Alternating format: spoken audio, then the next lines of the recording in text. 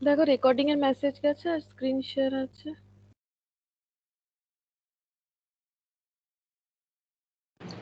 है मैम। तो अच्छा ये देखो हम लोग 66 तक हम लोग डिवेंचर का एमसीक्यू कर रहे थे और क्वेश्चन नंबर 66 तक हम लोगों ने कंप्लीट किया था। ठीक है, अब इसमें बाकी है 67 से लेके शायद 75 या ऐसा कुछ। ठीक है, तो यहाँ से स्टार्ट करते फिर हम लोग प्रेफरेंस शेयर का एमसीक्यू करेंगे। ठीक है, तो देखो क्या दिया हुआ है, इसका ऑप्शन ही नहीं है। तो देखते हैं ये क्वेश्चन होता है कि नहीं, इसका ऑप्शन नहीं है। देखते हैं। क्यू लिमिटेड इशूड, ये 11% है। ठीक है, ये ना परसेंटेज ऐसे प्रिंट हो गया है। तो 11% debenture of 100 at par, redeemable at the end of 5th year at a premium of 5%। ठीक है, मतलब डिवेंचर इशू हुआ है 11% वाला, जिसका वैल्यू है 100 एट पार, रिडीम होगा 5 ईयर्स बाद और प्रीमियम पे 5%। विच of the following entry is correct. Question तो इस तरह से दिया है कि कौन सा एंट्री करेक्ट है, बट यहाँ पर एंट्री नहीं देके कुछ अलग ही कुछ सोल्यूशन। ठीक है, सोल्यूशन से तो कोई मतलब नहीं है, लेकिन यहाँ पर ना ऑप्शंस नहीं था इस क्वेश्चन का। तो ठीक है, तो एंट्री करेक्ट कौन सा है हमें ऑप्शन तो नहीं पता, हम लोग अपना एंट्री लिख सकते हैं क्योंकि हम लोग को एंट्री लिखना आता है। तो क्या होगा, अगर डिवेंचर इशू हुआ है और रिडीम होगा प्रीमियम पे, तो क्या क्या एंट्री होगा। डिवेंचर इशू होने से एंट्री हो जाएगा bank account debit to 11% debenture. ठीक है, इसका वैल्यू कितना हो जाएगा 100 रुपीज। ठीक है, 100 रुपीज करके होगा। अच्छा, इसके बाद बोल रहा है कि 5 ईयर्स बाद प्रीमियम में रिडीम होगा। तो ये हम लोग बेसिक से कर रहे हैं, एकदम स्टार्टिंग से ये वाला पॉइंट डील कर रहे हैं। अगर रिडम्शन प्रीमियम पे होगा तो इशू डेट पे 2 एंट्री होगा। ठीक है, सेकेंड एंट्री क्या हो जाएगा, सेकेंड एंट्री हो जाएगा ये लॉस ऑन इशू या फिर डिस्काउंट ऑन इशू। एक्चुअली यहाँ पर लॉस ऑन इशू यूज करने से ज्यादा बेटर होगा। Loss on issue to premium on redemption. ठीक है, ये कितना हो जाएगा 5% प्रीमियम बोला है, तो कितना होगा।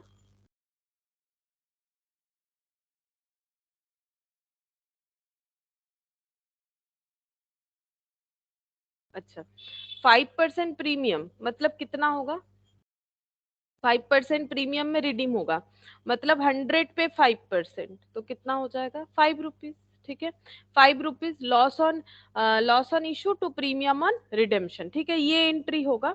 तो यहाँ पर हमें ऐसा कोई एंट्री, ये कुछ और क्वेश्चन का यहाँ पर प्रिंट हो गया है। ठीक है, कोई बात नहीं, हम लोगों को एंट्री पूछा था कौन सा करेक्ट होगा, ऑप्शन नहीं है, लेकिन हम करेक्ट एंट्री मैंने लिखवा दिया है। ठीक है, ये हम लोग को पता भी है, तो ये एक बार लिख लो। अगर ऑप्शन होगा तो उसमें कुछ रॉन्ग होगा, उस जो सही होगा उस पे हम लोग टिक कर देंगे। ठीक है, तो ये एंट्री हो जाएगा। अच्छा, 67 हो गया, बट इसका ऑप्शन नहीं है। चलो 68, following journal entry appears in the books of काका लिमिटेड सिंकिंग फंड। ये सब सिंकिंग फंड का अकाउंट यहाँ पर बन रखा है। ठीक है, debenture are redeemable at premium of, ये अकाउंट देख के बताना है कि डिवेंचर का प्रीमियम कितना है, डिवेंचर जो रिडीम हो रहा है वो कितने प्रीमियम पे रिडीम हो रहा है, यहाँ से देख के बताना पड़ेगा। ठीक है, सिंकिंग फंड क्यों बनता है ये लास्ट दिन मैंने एक बार बता दिया था कि अगर हम लोग डिवेंचर को रिडीम करेंगे, फ्यूचर में हमें पैसे का जरूरत होगा, तो अभी से हम लोग क्या कर सकते हैं, प्रॉफिट का एक हिस्सा मतलब प्रॉफिट का एक पर्टिकुलर हिस्सा विथड्रॉल करके उसको हम लोग फंड में डाल सकते हैं। ठीक है, तो इसको बोला जाता है सिंकिंग फंड। ये बैलेंस है, ओपनिंग बैलेंस है सिंकिंग फंड का। सिंकिंग फंड का पैसा हम लोग इन्वेस्ट कर सकते हैं मार्केट में, ताकि उस पैसे से हमें कुछ रिटर्न मिले, और जब जरूरत होगा डिवेंचर रिडीम करने का तो हम लोग इन्वेस्टमेंट सेल कर सकते हैं। अब इन्वेस्टमेंट सेल करने से प्रॉफिट या लॉस हो सकता है, जिसे हमें सिंकिंग फंड में ही ट्रांसफर करना होता है। ये सारा चीज देखो, ये हम लोग लास्ट दिन एक बार डिस्कस किए थे ना, ये देखो हम लोग लास्ट दिन यही वाला मैंने एक बार लिखवा दिया था। ये देखो, ये सारा चीज हम लोगों ने एक बार डिस्कस कर रखा है। तो यहाँ पर प्रॉफिट जो है वो हुआ है 1000। ठीक है, तो फंड का 50,000 बैलेंस था, 1000 इन्वेस्टमेंट बेच के प्रॉफिट हुआ है। फिर यहाँ पर क्या है, प्रीमियम ऑन रिडेम्पशन। ये देखो, तो यहाँ से देख के हम लोग बता सकते हैं, बोलो कितना परसेंट प्रीमियम में रिडीम हुआ है, क्योंकि प्रीमियम का पैसा भी फंड से ही पे करना पड़ेगा। ये देखो, ये देखो प्रीमियम ऑन रिडेम्पशन, ये देखो DRR to premium on redemption, तो इसीलिए यहाँ पर एंट्री हो रहा है डीआरआर या फिर सिंकिंग फंड, एक ही बात है। Debenture redemption reserve fund, debenture redemption fund या फिर सिंकिंग फंड, एक ही बात है। सिंकिंग फंड से हम लोग प्रीमियम का पैसा रिडीम करेंगे। तो प्रीमियम कितना परसेंट हुआ है, बस यहाँ से देख के ही बताना है, बोलो कितना परसेंट होगा।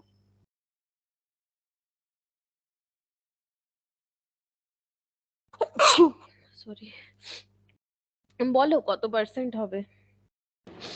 मैम 10%। হ্যাঁ 10%, ये देखो 10%, 10% यहाँ पर बी ऑप्शन है ना, 10% यहाँ दिख रहा है, बस ये क्वेश्चन ऐसा दिया है, लग रहा है क्या है, लेकिन कुछ भी नहीं, आसान सा क्वेश्चन है। यहाँ पर 10% दिख रहा है हम लोग को, बस इस पे टिक करना है, 10% हम लोग का आंसर होगा, ठीक है। अच्छा नेक्स्ट देखो,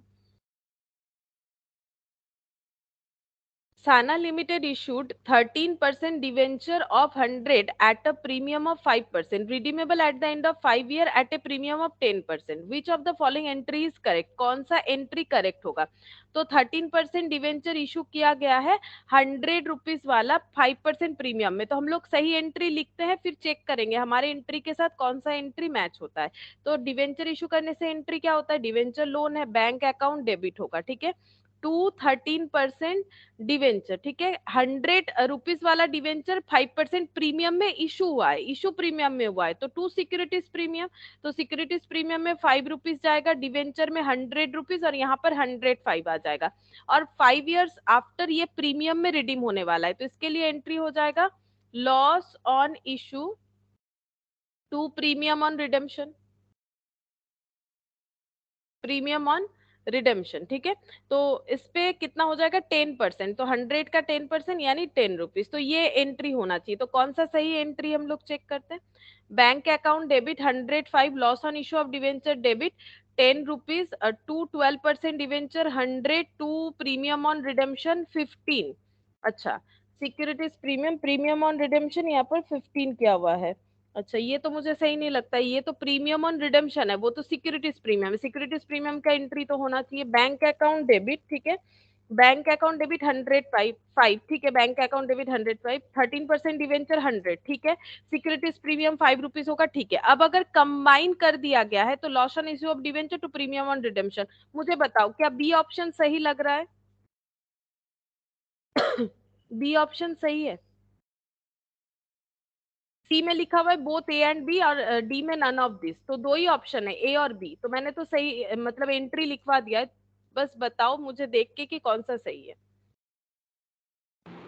बी मैम। बी, ठीक है, बी सही है, लॉस ऑन इशू ये कंबाइन कर दिया है और कुछ नहीं, तो बी सही है, ठीक है। अच्छा 70 नंबर, क्वेश्चन नंबर 70 देखो, Eagle Limited issued a 15% debenture of 100 each at a discount of 5%. 15% debenture issue हुआ है 100 वाला 5% डिस्काउंट में, but redeemable at premium eight the end of 4th year.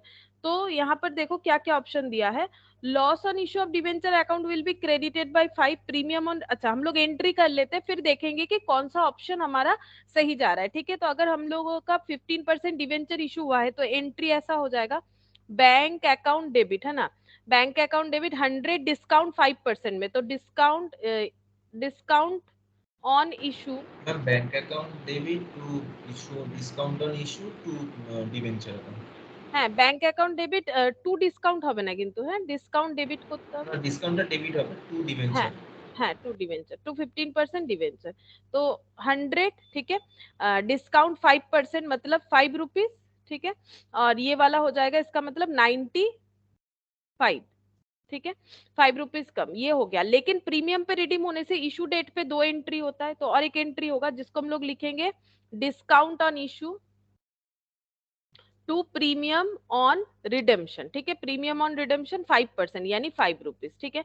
अब ऑप्शन क्या क्या दिया हुआ है उसके ऊपर देखना है, loss on issue of debenture account will be credited bye 5, नहीं लॉस ऑन इशू या डिस्काउंट ऑन इशू ये तो क्रेडिट नहीं हो रहा है, ये 5 रुपीज से डेबिट हुआ है, टोटल में डेबिट हो रहा है 10 रुपीज से इंडिविजुअली 5, तो ये ऑप्शन तो नहीं होगा।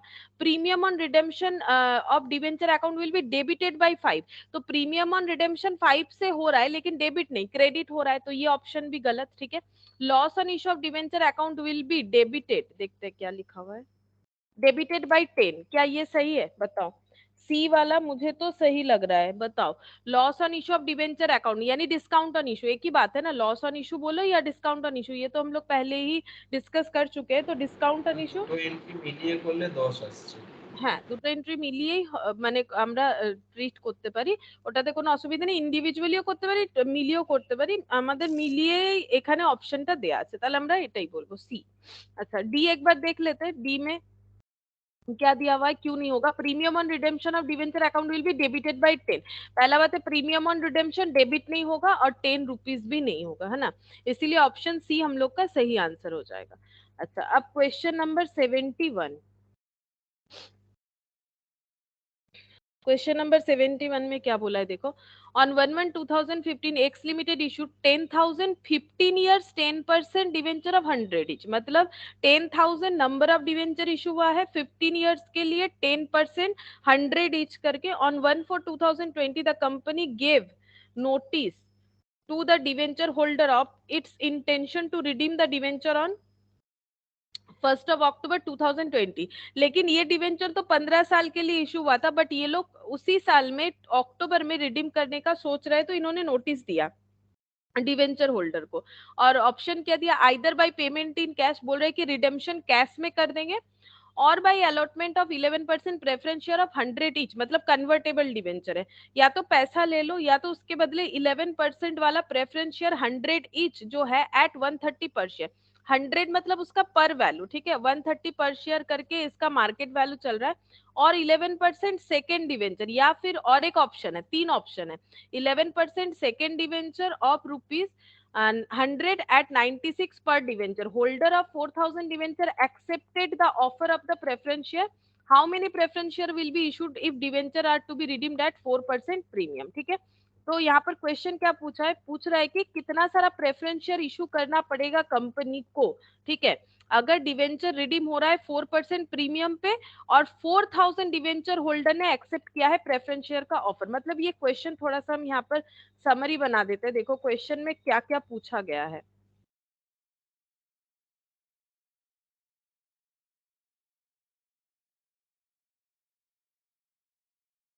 ये देखो क्वेश्चन में पूछा है कि डिवेंचर रिडीम होगा, ठीक है, डिवेंचर रिडीम होगा, कितना डिवेंचर है, 10,000। अच्छा 10,000 डिवेंचर है, 10% वाला, 10% 10,000 डिवेंचर है, और ये इशू किया गया था 15 ईयर्स के लिए, ठीक है। लेकिन जिस साल इशू हुआ उसी साल में इन्होंने सोचा कि ये लोग डिवेंचर रिडीम करना चाहते हैं, और इन्होंने क्या क्या ऑफर दिया है, कैश पेमेंट, ठीक है, रिडेम्पशन होगा, कैश मिल सकता है, या फिर 11% प्रेफरेंस शेयर मिल सकता है, या फिर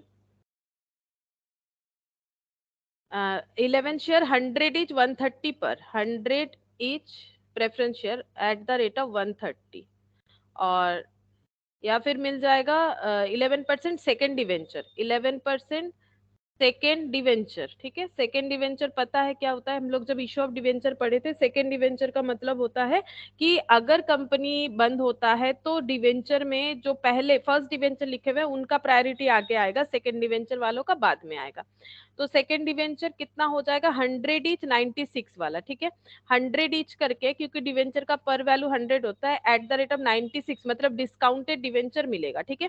अब holder of 4,000 debenture accepted the offer, ठीक है, तो offer of the preference share, तो 4,000 डिवेंचर होल्डर ने, इसमें से 4,000 डिवेंचर होल्डर ने ये ऑफर लिया है कि हम लोग प्रेफरेंस शेयर ले लेंगे।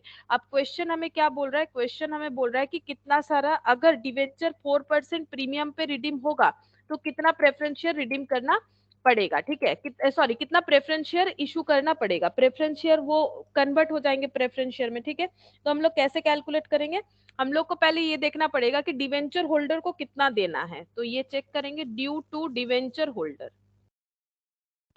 3200 3200, है ठीक हो, 3200 डिवेंचर होल्डर को देना पड़ेगा। ये देखो 4,000 डिवेंचर रिडीम होगा और 100 4 करके होगा, है ना, 4% प्रीमियम यानी 100 4 करके होगा, तो इसको मल्टीप्लाई करने से हो जाएगा 30 4,16,000, ठीक है, ये हो गया। अब इशू प्राइस क्या है, मतलब ये वैल्यू हो गया जितना पेमेंट करना पड़ेगा। इशू प्राइस है 130 प्रेफरेंस शेयर का, मतलब एक प्रेफरेंस शेयर का वैल्यू है 130, ठीक है। 130 रुपीज का पेमेंट अगर किसी को करना है तो उसे एक प्रेफरेंस शेयर देना पड़ेगा। एक रुपीज का पेमेंट करना है तो उसे इतना प्रेफरेंस शेयर देना पड़ेगा। अगर कंपनी को 4,16,000 का पेमेंट करना है तो कंपनी को कितना सारा प्रेफरेंस शेयर इशू करना पड़ेगा।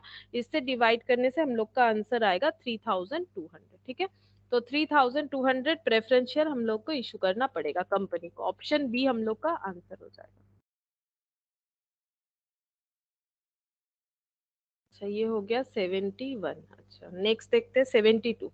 Following balances stood in books of x limited, ठीक है। ये थोड़ा सा यहाँ पर प्रिंट जो है ये बता देते हैं क्या है लिखा हुआ। ये एक्चुअली है 3,50,000। यहाँ पर ये 6% है, ठीक है। 6% दिल्ली गवर्नमेंट बॉन्ड 3,56,300, ठीक है। 3,50,000 का इसका फेस वैल्यू है बॉन्ड, ठीक है। मतलब कंपनी कोई है एक्स लिमिटेड, उसके बुक्स में क्या क्या बैलेंस दिख रहा है।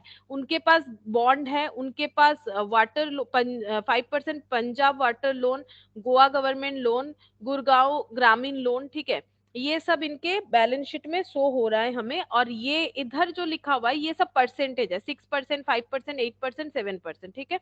और ये इनका फेस वैल्यू है इधर जो लिखा हुआ है, ठीक है। ये अमाउंट हम बता देंगे कितना है, ये मुझे भी फिलहाल तो नहीं समझ में आ रहा है, देखते इसका जरूरत है कि नहीं। ये क्या है, ये फेस वैल्यू है। जैसे अभी हम लोग प्रेफरेंस शेयर वाला देखे ना, 100 प्रेफरेंस शेयर 130 ईच, है ना। उसी तरह से यहाँ पर ये भी लिखा हुआ है हम लोगों का फेस वैल्यू या नॉमिनल वैल्यू, और इधर ये लिखा हुआ है जो मतलब मार्केट वैल्यू है, ठीक है। मार्केट वैल्यू जो हमें क्लियरली समझ में आ रहा है क्या है। ये थोड़ा सा मिसप्रिंट है, हमें पूछा क्या है, investment were sold as follows. ये सब इन्वेस्टमेंट है, मतलब इन लोगों ने ये इतने जगह पे इन्वेस्ट कर रखा है अपना पैसा। ये पैसा फेस वैल्यू है और इसका मार्केट में अभी वैल्यू ये चल रहा है। जैसे शेयर में इन्वेस्ट करते हो तो शेयर का प्राइस बढ़ता है ना, उसी तरह से बढ़ भी सकता है घट भी सकता है, ठीक है। अब यहाँ पर बोल रहा है कि अब ये बॉन्ड वगैरह बेचना स्टार्ट कर रहे हैं, ठीक है। जो भी इन्वेस्टमेंट है ये सब इन्वेस्टमेंट बेचना स्टार्ट कर रहे हैं। आगे पढ़ते हैं क्या बोला गया है, कैसे कैसे बेचा गया है वो बोल रहा है कि 6% गवर्नमेंट बॉन्ड जो है वो पार वैल्यू में बेच दिया, मतलब इसमें। अच्छा, पंजाब वाटर लोन को 91 एट द रेट ऑफ 91, फिर 109, 1% Gurgaon Gramin loan 103। How much profit will be transfer to the debenture redemption fund account on the sale of the above investment. ये सब इन्वेस्टमेंट बेचने के बाद इनका प्रॉफिट कितना हुआ ये हमें बताना है। तो प्रॉफिट कैसे कैलकुलेट करेंगे, sale price minus cost price, simple, ठीक है।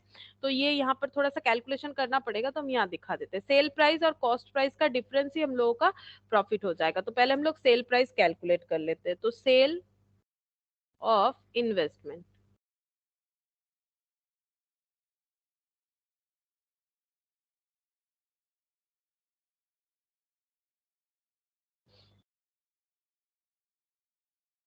6%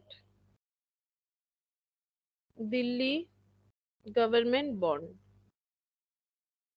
तो देखो दिल्ली गवर्नमेंट बॉन्ड 6%, ये कितना है, पार पे सेल कर दिया गया है, ठीक है। तो पार पे सेल किया है मतलब कितना मिलेगा, ये कितना है ये पहले मुझे समझना पड़ेगा। ये है 3,50,000, ठीक है। 3,50,000 का वैल्यू 3,56,300 हुआ है, तो पार पे बेचा गया है। तो 3,50,000 ये रुपीज में है, इनटू अगर हम लोग 100% कर देते हैं तो वो ऑटोमेटिकली पर वैल्यू, मतलब ये क्या हुआ देखो, ये रुपीज में है, ठीक है। रुपीज 3,50,000। अगर हम लोग बॉन्ड का वैल्यू नॉर्मली 100 रुपीज होता है, तो अगर नंबर में कन्वर्ट करना चाहते हैं तो भी सेम ही होगा। ये देखो डिवाइडेड बाय 100 करने से नंबर ऑफ बॉन्ड 3,500 इंटू 100 अगर करते हैं तो 100% का मतलब ही तो 100/100 एक ही कंसेप्ट होता है। अगर नंबर में कन्वर्ट करना चाहते हैं तो डिवाइड, ये ऑटोमेटिकली डिवाइड कर हो जा रहा है 100%, यानी 100/100 ऑटोमेटिकली नंबर में कन्वर्ट होके फिर मल्टीप्लाई भी हो जा रहा है, ठीक है। तो या तो नंबर में चेंज करके कर सकते हैं या फिर हम लोग डायरेक्टली 100% लिखेंगे तो भी सेम बात होगा। तो ये हो गया 3,50,000। अच्छा, नेक्स्ट देखो क्या सेल हुआ है, 5% पंजाब वाटर लोन, ठीक है। 5% पंजाब वाटर लोन, ठीक है। और ये कितने में सेल कर दिया है, एट द रेट ऑफ 91, ठीक है। तो यहाँ पर हमें देखना पड़ेगा 4 लाख रुपीज का वाटर लोन था, तो 4 लाख डिवाइडेड बाई 100, क्योंकि ये सब का पर वैल्यू 100 ही माना जाता है, तो हम लोग 4 लाख इंटू कितना कर देंगे, अगर 91% कर दोगे तो फिर ढूंढना नहीं पड़ेगा कि कितने से डिवाइड करें, ठीक है। तो सिंपल ऐसे कर सकते हैं, अगर रुपीज में ही है, हमारे पास कुछ नंबर कंफर्म नहीं दिया हुआ है, तो हम लोग इसको परसेंटेज करेंगे तो ऑटोमेटिकली सही हो जाएगा। तो 91% यानी 91/100, फिर से वही फेस वैल्यू 100 ही एजम्पशन लिया, इसका मतलब हम लोगों ने। तो ये हो गया 4 1 4 36, 3,64,000, ठीक है। अच्छा, इसके बाद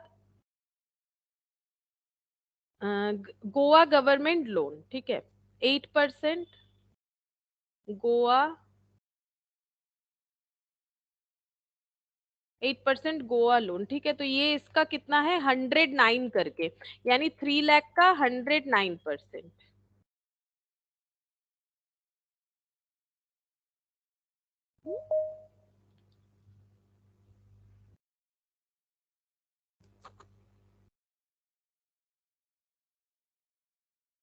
good evening Jyoti. Good evening ma'am. अच्छा, अब इसको एक बार कैलकुलेट कर लेते हैं कितना होगा, कितना हो जाएगा ये वाला वैल्यू हम लोगों का, 3 लाख का 109, ठीक है। तो 3 लाख का 100, 3,27,000। अच्छा 3,27,000, 3,27,000। अच्छा, नेक्स्ट देखते हैं, गोवा गवर्नमेंट लोन हो गया। अब नेक्स्ट क्या था, क्या, गुड़गांव ग्रामीण लोन, 7% गुड़गांव ग्रामीण लोन।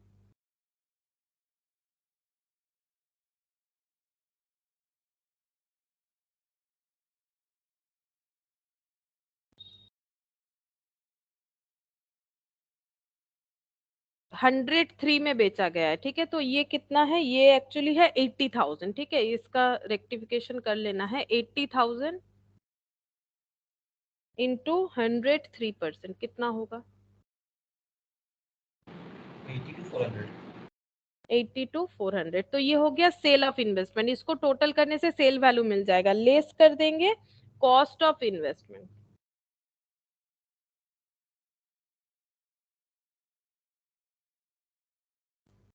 तो प्रॉफिट है कि लॉस है वो पता चल जाएगा, अब इसको टोटल करना पड़ेगा, 3,50,000, 3,64,000, 11,23,400। 11,23,400।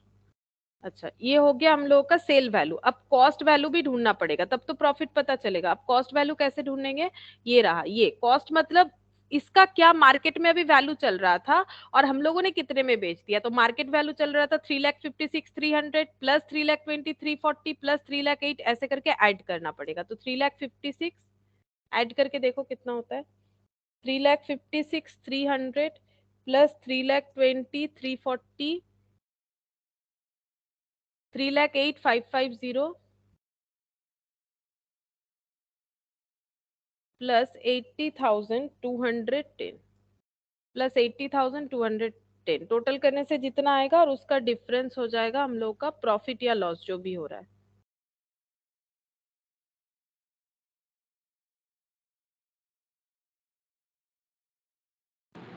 मैम 10,65,400। अच्छा, 10,65,400, तो प्रॉफिट ही है, ठीक है। प्रॉफिट, ये डिफरेंस जो है ये हमें प्रॉफिट बताएगा।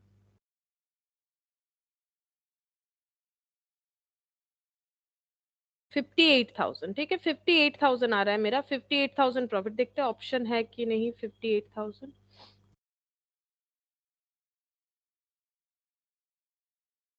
हाँ, 58,000 यानी ऑप्शन बी हो जाएगा, ठीक है। अच्छा, नेक्स्ट देखो, क्वेश्चन नंबर 73। यहाँ पर क्या बोला है, following balances appear in the books of Bright Limited. Bright Limited के बुक्स में ये बैलेंसेस दिख रहा है, sinking fund account 50,000, sinking fund investment account 48,000। और इन्वेस्ट किसमें किया है, पहले इन्होंने डिवेंचर रिडीम करने के लिए फंड बनाया है जिसमें 50,000 रुपीज है, उसमें से उन्होंने मार्केट से गवर्नमेंट सिक्योरिटीज खरीदा है जो 10% रिटर्न देता है, जिसका नॉमिनल वैल्यू यानी फेस वैल्यू है 45,000 और वो इन्वेस्टमेंट अभी 48,000 का बन चुका है, क्योंकि इन्वेस्ट करने से पैसा तो इंक्रीज होता है। 12% डिवेंचर है इन लोगों का, कंपनी का 1 लाख रुपीज का। The company sold 30,000 government securities at 110% and redeemed part of the debenture at a premium of 10%. Closing balance of sinking fund will be, sinking fund का closing balance क्या है ये हमें बताना है। यानी हम लोग एक sinking fund का लेजर बना के समझ सकते हैं। तो देखो हम एक लेजर बना के दिखाते हैं sinking fund का। तो क्वेश्चन नंबर 73,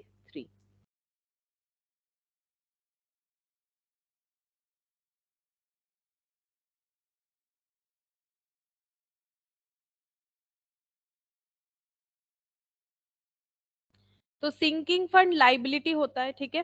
तो लाइबिलिटी का ओपनिंग बैलेंस हमेशा ब्रॉट डाउन होगा क्रेडिट साइड। तो पहले से सिंकिंग फंड में 50,000 रुपीज है, तो हम लोग यहाँ पर ऐसे लिख सकते हैं बाई बैलेंस बीडी रुपीज 50,000, ठीक है। अच्छा, इसके बाद क्या बोला है, सिंकिंग फंड इन्वेस्टमेंट जो है 48,000 का, ये 48,000 और 45,000 में फर्क क्या है। 45,000 इसका नॉमिनल वैल्यू था, अभी इसका मार्केट वैल्यू चल रहा है 48,000, ठीक है। अब इन्होंने फंड क्यों बनाया जाता है, ताकि डिवेंचर यानी लोन का पैसा जब रीपे करने का हो तब हम लोगों के पास जो है कैश अवेलेबिलिटी हो, इसीलिए तो इन्वेस्टमेंट बेच दिया जाता है जब रिडम्पशन करने का जरूरत होगा। तो 12% डिवेंचर 1 लाख का था, कंपनी ने सोल्ड किया है 30,000 का इन्वेस्टमेंट, ठीक है। गवर्नमेंट सिक्योरिटीज यानी इन्वेस्टमेंट वो भी 110% में, और रिडीमेबल क्या है, पार्ट ऑफ द डिवेंचर, मतलब उतना ही डिवेंचर रिडीम किया है, ठीक है। मतलब डिवेंचर जितना रिडीम करना होगा उतना ही इन्वेस्टमेंट बेचने का जरूरत होगा। तो यहाँ पर क्वेश्चन ये बोलना चाह रहा है पार्ट ऑफ डिवेंचर, मतलब पूरा 1 लाख डिवेंचर रिडीम नहीं हुआ, पार्ट ऑफ डिवेंचर रिडीम हुआ है 10% में। Closing balance of sinking fund क्या होगा। तो पहले हम लोग देखेंगे कि सिंकिंग फंड इन्वेस्टमेंट सेल करके प्रॉफिट हुआ है कि लॉस हुआ है, क्योंकि जब भी हम लोग सिंकिंग फंड इन्वेस्टमेंट बेचेंगे तो हमारा प्रॉफिट या लॉस होगा। ये देखो लास्ट दिन हम लोगों ने यहाँ पर डिस्कस किया था पूरा एंट्री, ये देखो सिंकिंग फंड कैसे बनेगा। अभी हमें यहाँ से तो नहीं चाहिए, हम लोग को क्या चाहिए, हमारा डिवेंचर रिडीम हो रहा है, ठीक है, ये एंट्री हम लोग का चाहिए। और हम लोग का डिवेंचर रिडीम होगा, अगर प्रीमियम पे होगा तो सिंकिंग फंड से ही पैसा लेंगे, अगर सिंकिंग फंड सेल कर देंगे तो ये एंट्री होगा। तो पहले सेल हो रहा है तो ये एंट्री चेक करते, सेल करने से प्रॉफिट या लॉस जो भी होगा वो हमारा डीआरआर यानी सिंकिंग फंड में जाएगा, ठीक है। जो डीआरआर है वही डीआरएफ है वही सिंकिंग फंड है, ये सब डिस्कस किया था हम लोगों ने लास्ट दिन। अब यहाँ पर लिखेंगे कि कितना हमारा प्रॉफिट या लॉस हुआ इन्वेस्टमेंट बेच के, ठीक है। तो सेल प्राइस ऑफ इन्वेस्टमेंट लिखते हैं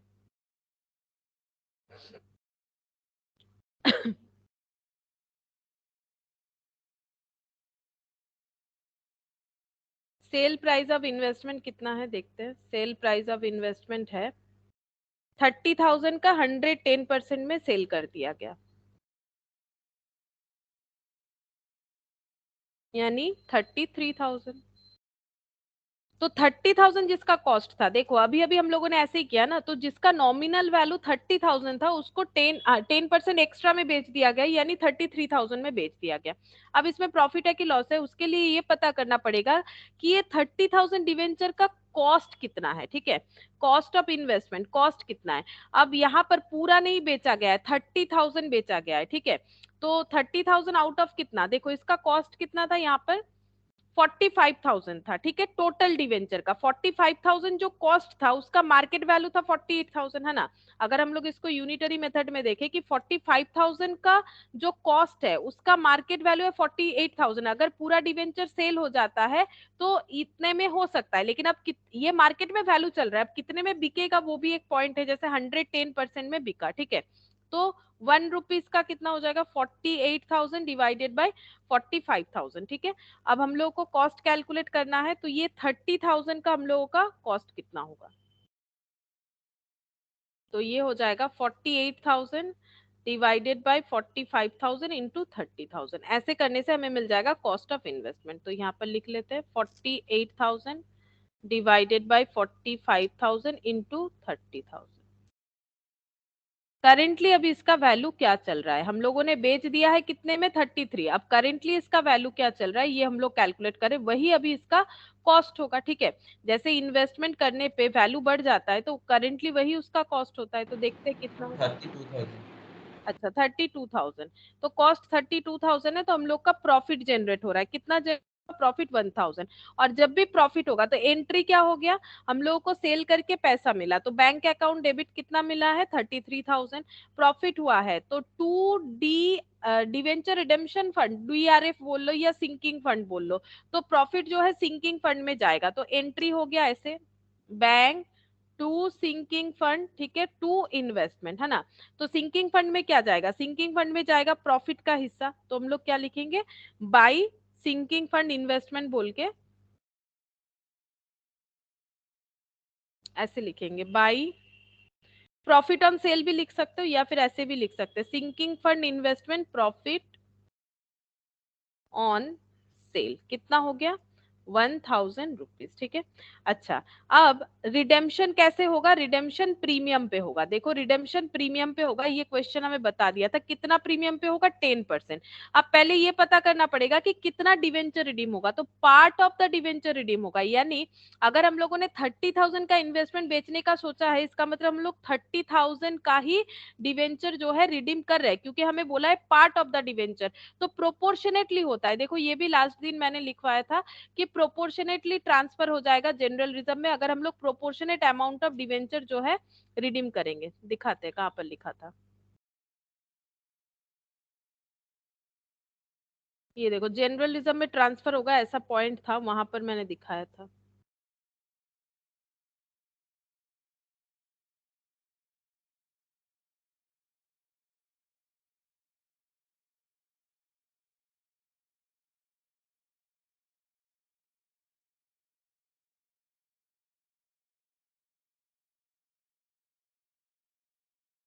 शायद दूसरे वाले इसमें जैम बोर्ड में होगा, लेकिन ये लिखवाया है मैंने, मुझे इतना याद है, तुम लोग एक बार देख सकते हो अपने कॉपी में कि प्रोपोर्शनेट अमाउंट जो है वो ट्रांसफर होता है, ठीक है।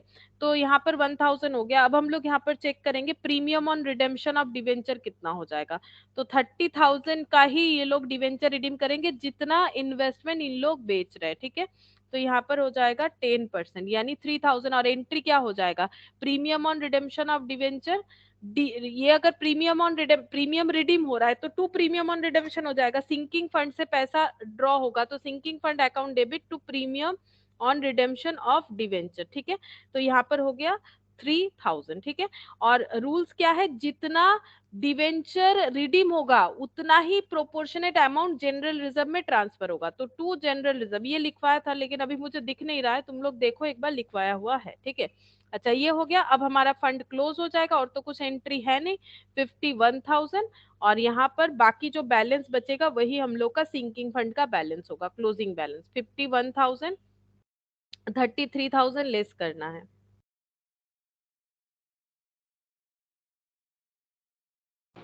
ম্যাম ওটা তো আপনি লিখেছিলেন যদি ইনস্টলমেন্টে পেমেন্ট করা হয়, আর যদি হ্যাঁ একেবারে তাহলে তো যেটা বাকিটা পড়ে থাকবে সেটা পুরোটাই জেনারেল রিজার্ভে হ্যাঁ, চলে যাবে। এটা ইনস্টলমেন্টেই হচ্ছে না, যেহেতু বলছে কি বলেছে দেখো, redeem part of the debenture, part part করে পেমেন্ট করছে, তার মানে কি ইনস্টলমেন্টে হলো, এখন কিছুটা করবে পরে কিছুটা করবে, লামসাম তো হচ্ছে না, ফুল পেমেন্ট তো হচ্ছে না, পার্ট মানেই তো ইনস্টলমেন্ট হয়ে গেল না, এটা ট্রিটমেন্টটা।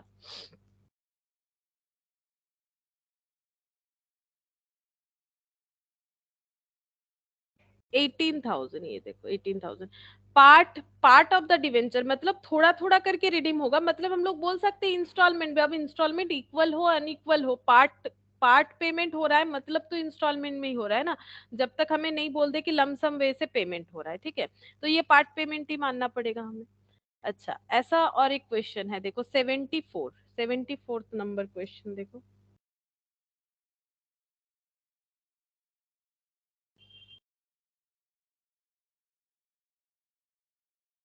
देखो क्या बोल रहा है, following balances appeared in the books of R Limited, 12% debenture 8 lakh, sinking fund 7 lakh, sinking fund investment 7 lakh, ये कहाँ इन्वेस्ट किया गया है, 7,50,000 रुपीज का secured bond of government of India, annual contribution to the sinking fund was 1,20,000 made on 31st March each year, on 31st March 2018, in 2018 the balance at the end of the bank was 3,50,000 before receipt of interest, interest का मतलब है ये जो interest मिल रहा है, ठीक है, investment किया गया है 10% रिटर्न के लिए, तो 10% रिटर्न यानी इंटरेस्ट मिलेगा. The company sold the investment at 90% for the redemption of debenture at a premium of 10% on the above date. यहाँ पर बोला नहीं है कि पार्ट पेमेंट ऑफ डिवेंचर यानी फुल्ली रिडीम होगा. Amount to be transfer to general reserve after redemption of debenture will be. General reserve में कितना अमाउंट ट्रांसफर होगा अगर डिवेंचर रिडेम्पशन होने के बाद. ठीक है, जनरल रिजर्व में कितना ट्रांसफर होगा. तब इस क्वेश्चन को कैसे सॉल्व करना है, देखो यहाँ पर हम लोग बनाते हैं सिंकिंग फंड. वहां पर ही पता चल जाएगा कितना जनरल रिजर्व में ट्रांसफर होगा.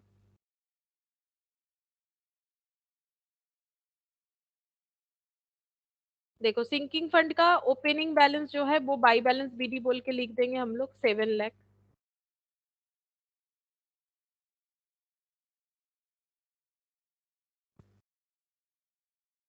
अच्छा, हर बार कितना करके सिंकिंग फंड में पीएल से विथड्रॉल होता है 1,20,000. ये पहले वाले क्वेश्चन में नहीं था, होता तो हम लोग लिख देते. यहाँ पर लिखेंगे बाई पीएल एप्रोप्रिएशन, है ना.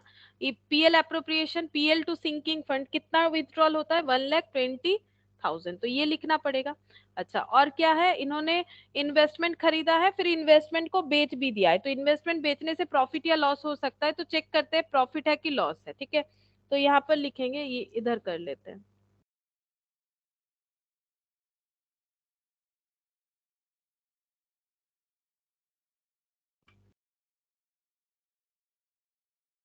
सेल वैल्यू पहले देखते हैं कितना है. सेल वैल्यू, इन्वेस्टमेंट का सेल वैल्यू कितना है. तो देखो इन्वेस्टमेंट कितने का इन्वेस्टमेंट है यहाँ पर 7,50,000 और ये रिप्रेजेंट हो रहा है 7 लाख अभी वैल्यू है 7,50,000 का है. और कितने में बेचा गया है 90%. 90% में तो 7,50,000 का 90% है ना. तो यहाँ पर लिखेंगे 7,50,000 का 90%. तो कितना हो जाएगा,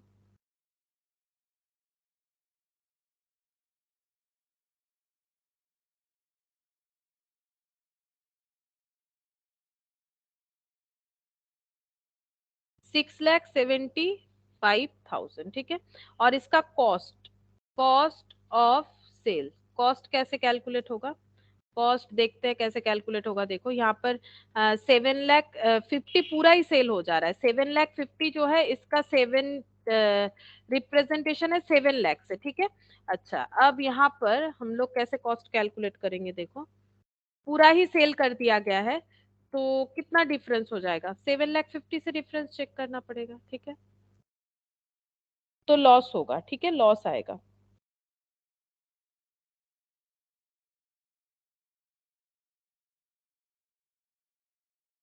माइनस कर लेते हैं.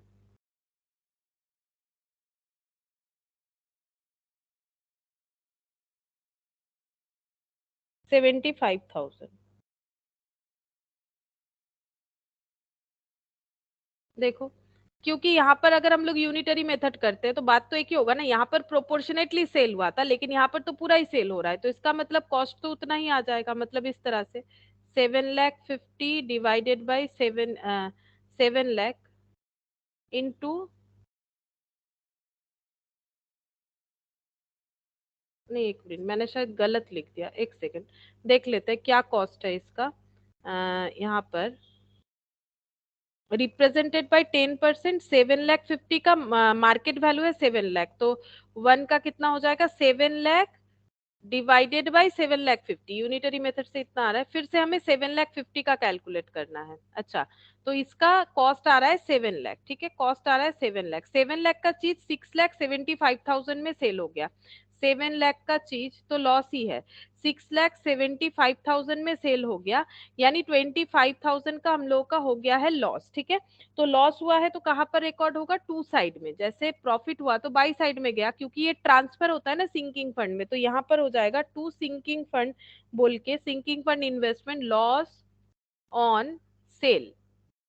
कितना हो जाएगा 25,000। तो ये कंफ्यूज मत हो जाओ कि ये डेबिट साइड क्रेडिट साइड, ये तो पीएल के तरह है ना, जैसे पीएल में ट्रांसफर की जगह सिंकिंग फंड में ट्रांसफर होगा, तो लॉस जब हुआ है तो पीएल डेबिट हुआ है, सॉरी, लॉस जब हुआ है तो लॉस हम लोगों ने डेबिट किया है, सेल करने पे जो लॉस हुआ है, और उसको जब हम लोग लॉस को, जैसे मान लो कुछ मशीन वगैरह बिक जाता है, लॉस होता है, तो पीएल के किधर लिखते हैं, डेबिट साइड में, अगर प्रॉफिट होता है तो क्रेडिट साइड में, ये तो पीएल के तरह ही हुआ ना, सिंकिंग फंड में ट्रांसफर हो रहा है, क्लोज हो रहा है, क्लोज एंट्री, यहाँ पर लिखेंगे लॉस ऑन सेल, ठीक है। अच्छा, सेल में लॉस हो गया जो हम लोगों ने इन्वेस्टमेंट बेच दिया। अच्छा, अब रिडेम्पशन होगा 10% प्रीमियम, तो प्रीमियम का पैसा फंड से ही जाएगा, तो to premium on redemption of debenture, 10% premium और पूरा का पूरा ही रिडीम हो जाएगा। तो कितना डिवेंचर है, 8 लाख, 8 लाख का 10%, 8 लाख का 10% यानी 80,000। अच्छा, और यहाँ पर डेट दे दिया है, देखो 31 मार्च को यहाँ पर जो है एनुअल कंट्रीब्यूशन होता है। अच्छा, और कोई डेट दिया है नहीं, और कोई डेट नहीं दिया है, 12% डिवेंचर। अच्छा, पहले वाले क्वेश्चन में हम लोग का जो गवर्नमेंट सिक्योरिटीज था ये 10% था, ठीक है। अच्छा, 10% 75,000 secured bond of government of India, annual contribution दे दिया है 31 March each year, on 31 March 2018 bank balance है 3,50,000। The company sold the investment at 90% for the redemption of debenture at a premium of 10% on the above date. Amount to be transferred to general reserve after redemption of debenture will be. अच्छा,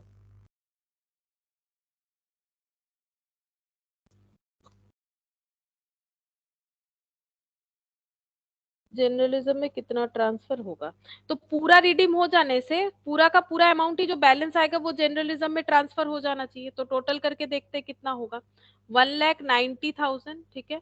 यहाँ पर part payment होने से proportionate amount transfer होता है, लेकिन यहाँ तो प्रोपोर्शनेट ट्रांसफर नहीं होगा क्योंकि पार्ट पेमेंट तो नहीं हुआ है, फुल्ली रिडीम हो गया है, फुल्ली रिडीम होने से पूरा ही जर्नलिज्म में ट्रांसफर हो जाता है, 1,90,000 माइनस 1,05,000,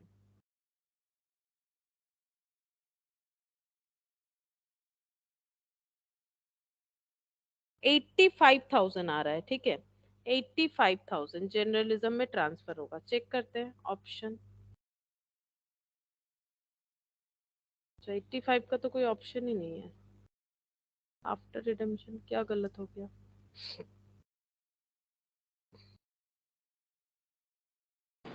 मैम 7,15,000। 7,90,90 আসছে।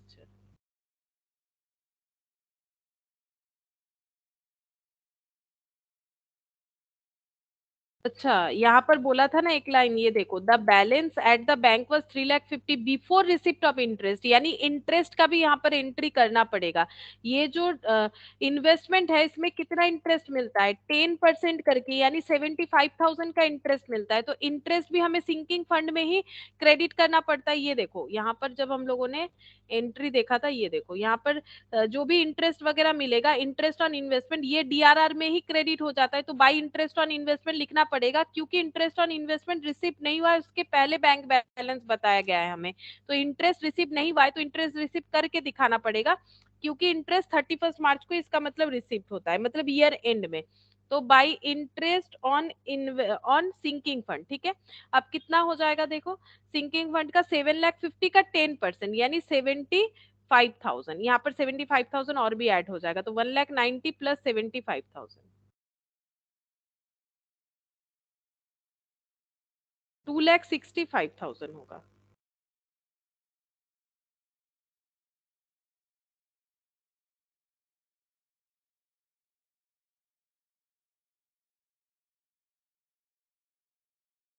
सॉरी, 2,65,000 क्या, 7 लाख और 1,20,000, मतलब 8 लाख, 8 7,90,000। है, 7,90,000, 8,95,000 हो रहा है ना, और ये 7 लाख आ जाएगा, 7,90,000 आ जाएगा, ये बैलेंसिंग फिगर जो होगा उतना ही जनरल रिजर्व में ट्रांसफर हो जाएगा, ठीक है। तो 8,95,000, यहाँ पर इंटरेस्ट का भी हमें कैलकुलेशन करना पड़ेगा क्योंकि इंटरेस्ट रिसीव नहीं हुआ था, ठीक है, तो इंटरेस्ट का, ये लो, ये क्या हो गया,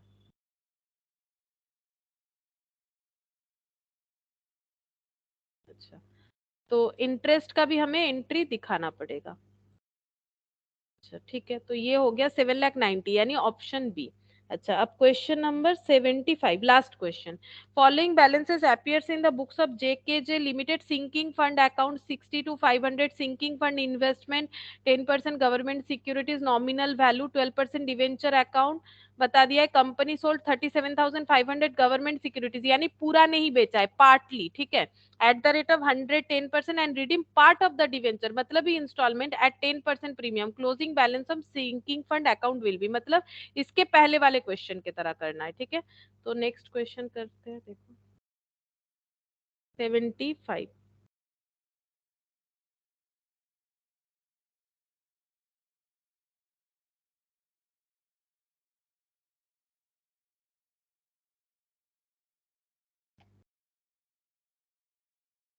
बाई बैलेंस बीडी, ठीक है, तो कितना बैलेंस है 60 to 500। अच्छा, प्रॉफिट हुआ कि लॉस सेल करके चेक करेंगे। तो सेल वैल्यू, इन्वेस्टमेंट का सेल वैल्यू है 37,500, 110% में, तो 37,500 into 110%,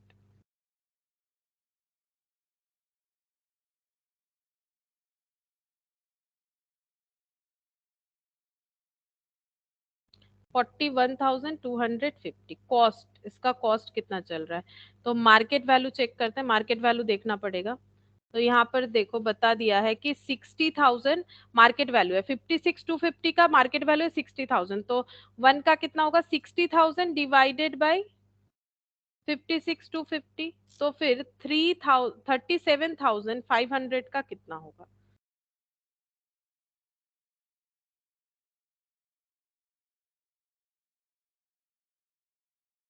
sixty thousand divided by 56250 into 37,500, तो ये हो गया 40,000, ठीक है। तो प्रॉफिट हुआ 1,250, प्रॉफिट हुआ तो हम लोगों को क्रेडिट साइड में लिखना पड़ेगा। By sinking fund investment sale of profit, sale on profit, sorry profit on sale, क्या बोल रहे हैं हम, प्रॉफिट ऑन सेल 1250, ठीक है। अच्छा, अब नेक्स्ट यहाँ पर क्या करना है, कितना रिडीम हो रहा है डिवेंचर 10% प्रीमियम पे, ठीक है। तो यहाँ पर प्रीमियम का राइट ऑफ होगा to premium on redemption of debenture, तो कितना 37,000 पार्ट पेमेंट है, तो इतना ही इक्विवेलेंट होगा, तो 37,500 का 10%, यानी 3750 का प्रीमियम हो जाएगा। और जनरल रिजर्व में कितना ट्रांसफर करना पड़ेगा, उतना ही इक्विवेलेंट जितना हम लोगों ने इंस्टॉलमेंट में रिडीम करने का सोचा है, उतना जनरल रिजर्व में जाएगा, और बाकी जो बच जाएगा वो सिंकिंग फंड में रह जाएगा। तो टू बैलेंस सीडी, क्योंकि सिंकिंग फंड फुल्ली यूटिलाइज हुआ नहीं, पूरा पेमेंट हम लोगों ने किया नहीं है। 05736, 63,750, 63,750 माइनस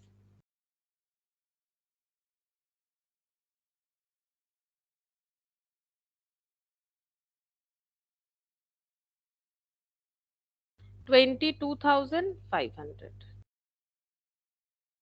22,500, ठीक है। चेक करते हैं, 22,500 ऑप्शन है, ऑप्शन सी, ठीक है। तो इसका आंसर ऑप्शन सी हो जाएगा। देखो, तो डिवेंचर का जो हम लोग का बाकी था वो कंप्लीट हो गया डिवेंचर का, ठीक है। अब हम लोग आज जो है प्रेफरेंस शेयर का स्टार्ट करेंगे, ठीक है। तो प्रेफरेंस शेयर का जो क्वेश्चन है उसमें इशू ऑफ प्रेफरेंस शेयर भी इसमें इंक्लूडेड है, टाइप्स ऑफ प्रेफरेंस शेयर जो बेसिक था, रिडम्पशन भी इंक्लूडेड है, ठीक है। तो हम लोग एक एक क्वेश्चन सॉल्व करते हैं, फिर जब जरूरत होगा तो हम बता देंगे। देखो यहाँ से कुछ थ्योरी बता देते, ये एक बार मेरा लिखवाया हुआ है तुम लोगों को, ठीक है। तो अगर कॉपी में देखोगे तो मिल जाएगा, ठीक है। तो प्रेफरेंस शेयर जो है वो सेक्शन 55 जो है उसको डील करता है। और यहाँ पर देखो मैंने क्या बताया था, तो प्रेफरेंस शेयर जो है इसका पेमेंट कब होता है, प्रेफरेंस शेयर जो है इन लोगों को डिविडेंड मिलता है, क्योंकि शेयर होल्डर को डिविडेंड मिलता है, फिक्स परसेंटेज में मिलता है, जो कि डिवेंचर वालों को नहीं मिलता है, ठीक है। तो earning before interest and tax से इंटरेस्ट सबसे पहले देना पड़ेगा, यानी डिवेंचर वाला पेमेंट, उसके बाद टैक्स देना पड़ेगा, फिर जो प्रॉफिट बचेगा, प्रॉफिट आफ्टर टैक्स, उसमें पहला राइट्स जो है वो जनरेट होता है प्रेफरेंस शेयर होल्डर का, उसके बाद अमाउंट जो अवेलेबल रहेगा वो इक्विटी शेयर होल्डर को जाएगा। अब रिडेम्पशन का मतलब क्या है, अगर टर्म खत्म हो रहा है तो हमें प्रेफरेंस शेयर को भी रिडीम करना पड़ेगा जस्ट लाइक डिवेंचर, ठीक है। तो redemption means repayment of capital to the respective share holder at the end of their contractual tenure with the company, company के साथ उनका जो भी टर्म्स कंडीशंस के हिसाब से इशू हुआ था, जब भी वो टर्म पीरियड खत्म हो जाएगा तो कंपनी को कैपिटल का मतलब रीपेमेंट करना पड़ेगा, उसी को रिडेम्पशन बोला जाता है, ठीक है। तो मैक्सिमम रिडेम्पशन टाइम क्या है ये आएगा शॉर्ट क्वेश्चन में, तो ये जस्ट बता देते हैं। उसके बाद हम लोग क्वेश्चन करेंगे जो कि तुम लोग इशू, हम लोगों ने जो कंपनी अकाउंट्स का क्लास किया था वहां पर प्रेफरेंस शेयर के बारे में जो भी पढ़ा था उससे रिलेटेड क्वेश्चन मिलेगा हम लोगों को। तो देखो, अगर कोई मैक्सिमम रिडेम्पशन टाइम क्या होता है, 20 ईयर्स अगर नॉर्मल कंपनी है, ठीक है, 30 ईयर्स अगर इंफ्रास्ट्रक्चरल कंपनी है, ठीक है।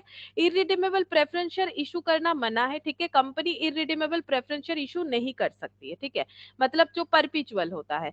और ये देखो प्रेफरेंस शेयर कितने तरह का होता है ये हम लोगों ने ऑलरेडी पढ़ लिया है, कंपनी अकाउंट्स में जो मैंने पीडीएफ शेयर किया था वहां पर टाइप्स ऑफ प्रेफरेंस शेयर हम लोगों ने डिटेल्स में पढ़ा है, फिर भी ये एक बार मैंने लिखवाया था। तो देखो क्यूमुलेटिव प्रेफरेंस शेयर यानी जहां पर डिविडेंड जो है अनपेड डिविडेंड एक्यूमुलेटेड हो सकता है। नॉन क्यूमुलेटिव प्रेफरेंस शेयर मतलब अगर डिविडेंड अनपेड है तो वो एक्यूमुलेट नहीं होगा, कंपनी नॉन क्यूमुलेटिव इशू करना ही पसंद करती है ताकि उनको डिविडेंड अगर बाई चांस कंपनी कभी पे नहीं कर पाई तो उसको ऐड करके पे ना करना पड़े। पार्टिसिपेटिंग नॉन पार्टिसिपेटिंग का मतलब होता है वोटिंग राइट्स, ठीक है।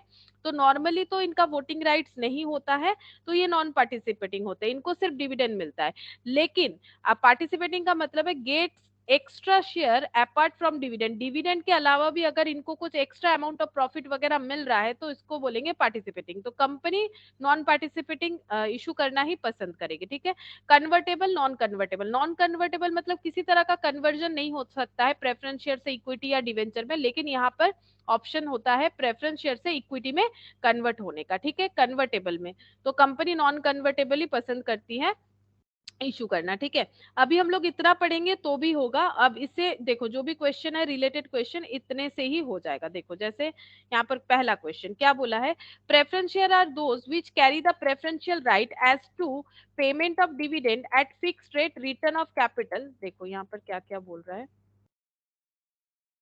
क्वेश्चन, देखो बोल रहा है preference share are those, preference share वो है which carry the preferential right as, अच्छा आंसर भी निकल गया, एज टू, कैसे ये इनको प्रेफरेंशियल राइट्स जो है ये किस बारे में मिलता है ये बताया जा रहा है। Payment of dividend at a fixed rate, दूसरा return of capital on winding up of the company both A and B, either A और बी। तो बोलो इनका प्रेफरेंशियल राइट्स क्या है, डिविडेंड फिक्स रेट मिलेगा ये इनका प्रेफरेंशियल राइट है, वाइंडिंग अप अगर कंपनी होता है तो इनको कैपिटल का रिटर्न मिलेगा, ये इनका प्रेफरेंशियल राइट्स है, मतलब प्रेफरेंस मतलब पहले मिलेगा, है ना। ये मतलब दोनों ही है, दोनों में से कोई एक है या फिर यहाँ पर ए और बी कौन सा होगा आंसर। सी, बोथ दोनों ही ए एंड हाँ, बोथ ए एंड बी, सी होगा, ठीक है, बोथ ए एंड बी हम लोग का आंसर होगा। अच्छा नेक्स्ट देखो यहाँ पर क्या बोल रहा है, dash will be entitled to receive arrears of dividend, किस तरह का प्रेफरेंस शेयर को एरियर डिविडेंड भी मिल सकता है, cumulative non cumulative convertible all of that, वो अभी अभी बताया था, बोलो। और ये नाम पढ़ के भी पता चलेगा, ये हम लोग पढ़े भी थे, बोलो नॉन अब। क्यूमुलेटिव। नहीं, नॉन क्यूमुलेटिव हो जाएगा तो क्यूमुलेटिव नहीं होगा ना, क्यूमुलेट मतलब एक्यूमुलेट होना, इकट्ठा होना, तो अगर क्यूमुलेटेड होगा तभी तो एरियर डिविडेंड मतलब प्रीवियसली अगर कंपनी डिविडेंड नहीं दे पाई है तो वो भी इनको मिल जाएगा। तो आंसर क्या होना चाहिए, क्यूमुलेटिव। अच्छा क्वेश्चन नंबर 3 देखो, मैम, हाँ बोलो। मैम हाँ मतलब बोलो। क्यूमुलेटिव में ऐसा है ना कि मतलब अगर इस साल डिविडेंड डिक्लेरेशन हुआ तो नहीं पेमेंट किया बोल के फिर नेक्स्ट ईयर पेमेंट कर देगा।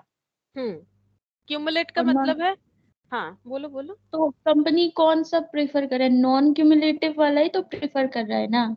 हाँ प्रेफर नॉन क्यूमुलेट वाला कर रहा है, बट हम लोग का क्वेश्चन ये नहीं था, क्वेश्चन था dash will be entitle to receive arrears of their dividend, मतलब कौन सा प्रेफरेंस शेयर है जो कि एरियर डिविडेंड रिसीव करने का राइट्स है ना। ये क्वेश्चन का मतलब तो ये हुआ ना, dash will be entitle to receive arrears of their dividend, cumulative preference वाले को मिलेगा, नॉन क्यूमुलेटिव वाले को मिलेगा, कन्वर्टेबल या ऑल ऑफ द अबव, है ना। तो क्वेश्चन के हिसाब से आंसर फिर क्या होना चाहिए बोलो? क्यूमुलेटिव। हाँ, इसीलिए आंसर क्यूमुलेटिव होगा। Company prefer obviously non cumulative ही करेगा, क्योंकि इससे उनका ही मतलब लॉस कम होगा ना, डिविडेंड नहीं दे पा रहे हैं तो फिर वो नहीं भी देना पड़ेगा। लेकिन अगर क्यूमुलेटिव वाले शेयर्स इशू हो चुके हैं तो फिर जितना भी डिविडेंड है सारा एरियर क्लियर करना पड़ेगा। क्वेश्चन नंबर 3 देखो, which of the following section of the companies act 2013 prohibits to issue of shares at discount. Discount में शेयर इशू नहीं कर सकते, ऐसा कौन सा सेक्शन में बताया हुआ है? बोलो। इक्विटी के लिए भी हम लोगों ने पढ़ा था इशू ऑफ शेयर्स का, सेक्शन 53, ठीक है। सेक्शन 53 जो है वहां पर बोला हुआ है कंपनीज एक्ट 2013 का कि डिस्काउंट में शेयर्स इशू नहीं हो सकता है। नेक्स्ट देखो, which of the following rights may be given to preference share holder if provided by article. अगर आर्टिकल में लिखा हुआ है मतलब एओए में लिखा हुआ है तो प्रेफरेंस शेयर को कौन सा राइट्स मिल सकता है? Point A, to participate in the surplus profit remaining after payment of equity dividend. Equity dividend देने के बाद अगर कुछ प्रॉफिट बच जा रहा है, ठीक है। नॉर्मली प्रॉफिट क्या होता है, ईबीआईटी से, अभी अभी मैंने दिखाया ना, ईबीआईटी से इंटरेस्ट दे दो, इंटरेस्ट से टैक्स, इंटरेस्ट देने के बाद जो बचा टैक्स दे दो, टैक्स देने के बाद जो बचेगा उसे प्रेफरेंस डिविडेंड दो, फिर अवेलेबल फॉर इक्विटी शेयर जो होगा वो इक्विटी शेयर होल्डर को चला जाएगा। लेकिन मान लो हमारे पास 100 रुपीज अवेलेबल है इक्विटी शेयर होल्डर के लिए, लेकिन हम लोगों ने जो रेट ऑफ डिविडेंड डिक्लेयर किया है उसके वजह से सिर्फ 90 रुपीज ही खर्चा हुआ डिविडेंड पे करने के लिए, इक्विटी वाले को 10 रुपीज बच गया, तो उसमें जो है प्रेफरेंस शेयर का राइट्स हो सकता है। इस लैंग्वेज का मतलब ये है, to participate in the surplus profit remaining after payment of equity dividend, to receive arrears of dividend at the time of winding up, to receive premium on redemption of preference share, all of the above. बोलो, अगर article of association में लिखा हुआ है तो preference share holder को ये तीन में से कौन सा राइट मिलेगा, या फिर तीनों ही मिलेगा, यानी ऑप्शन डी होगा।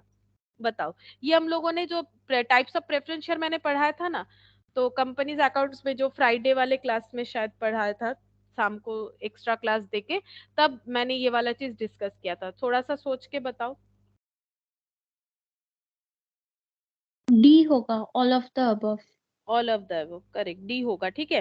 सारे के सारे फैसिलिटीज मिल जाते हैं, ठीक है। इनको सरप्लस कैपिटल में, सरप्लस प्रॉफिट में पार्टिसिपेट करने का मौका मिलता है, ठीक है। एरियर ऑफ डिविडेंड देना पड़ेगा जब वाइंडिंग अप होगा, ये तो देना ही पड़ेगा। Premium, to receive premium on redemption of preference share, ठीक है। तो प्रेफरेंस शेयर का अगर प्रीमियम में रिडेम्पशन होगा वो मिलेगा, ऑल ऑफ द अबव होना चाहिए। फिफ्थ नंबर देखो क्या बोल रहा है, which of the following rights may be given to the preference share holder if provided by article. अच्छा, ये फिर से आ गया क्या? Same question. अच्छा, यहाँ मैम, पर, हाँ बोलो। अभी जो क्वेश्चन किया, क्वेश्चन नंबर 5 का, इसका जो आपका एग्जाम्पल में बोला ना, 100 रुपीज में से 90 पूरा डिविडेंड दे के गया और 10 रुपीज सेव हुआ, तो उसमें से भी तो अप्रोप्रिएट करके ही और भी देगा, या फिर पूरा वो 10 रुपीज का पूरा ही वो मतलब दे देगा ऐसे प्रेफरेंस शेयर वाला या इक्विटी शेयर वाला लोग को, सबको?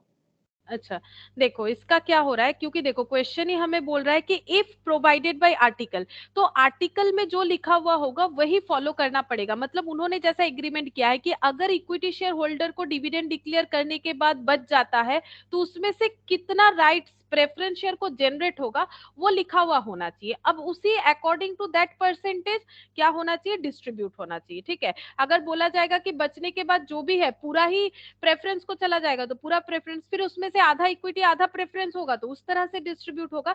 ये चीज आर्टिकल ऑफ एसोसिएशन में जैसा मेंशन होगा उसी तरह से ही फॉलो होना चाहिए, ठीक है। तो ये स्पेसिफिक पर्पस से होगा, मतलब स्पेसिफिकली लिखा हुआ होगा तभी ये राइट्स जनरेट होता है, अदरवाइज नहीं होता है, ठीक है। तो ये आर्टिकल में जैसा लिखा हुआ रहेगा उसी तरह से डिस्ट्रीब्यूट होना चाहिए, ओके मैम। ठीक है। ये फिफ्थ वाला ना रिपीट हो गया है, ठीक है। फिफ्थ वाला रिपीट हो गया, टू रिसीव एरियर ऑफ, हाँ ये रिपीट हो गया, ठीक है। ये all of the above. Six वाला देखो, 4 और 5 एक ही जैसा है। क्वेश्चन नंबर 6 देखो क्या बोल रहा है, which of the following types of security can be issued at discount as per companies act 2013। जो डिस्काउंट में कौन सा शेयर इशू हो सकता है, share securities, equity, sweat equity, preference, debenture, bond. बोलो डिस्काउंट में अलाउड किन को है? मैम इक्विटी और स्वेट इक्विटी को नहीं, इक्विटी तो डिस्काउंट में अलाउड नहीं है, इक्विटी तो डिस्काउंट में रेस्ट्रिक्टेड है ना। मैम 2 4 5 हाँ 2 4 5 स्वेट इक्विटी, डिवेंचर, बॉन्ड, ठीक है। लोन का डिस्काउंट हो सकता है लेकिन इक्विटी प्रेफरेंस शेयर का कभी भी डिस्काउंट में ये प्रोहिबिशन है, ठीक है, कंपनीज एक्ट 2013 के हिसाब से 2 4 5। अच्छा, सेवेंथ नंबर देखो, which of the following security can B forfeited for non payment of allotment और कॉल मनी। बोल रहा है कि किस तरह का सिक्योरिटी फॉरफिट कर सकते हैं यानी कैंसिल कर सकते हैं अगर नॉन पेमेंट हुआ है। तो कौन सा हो सकता है? Equity, equity preference, preference equity, debenture, debenture. Select the correct answer from the given option. तो बताओ क्या होगा? डी।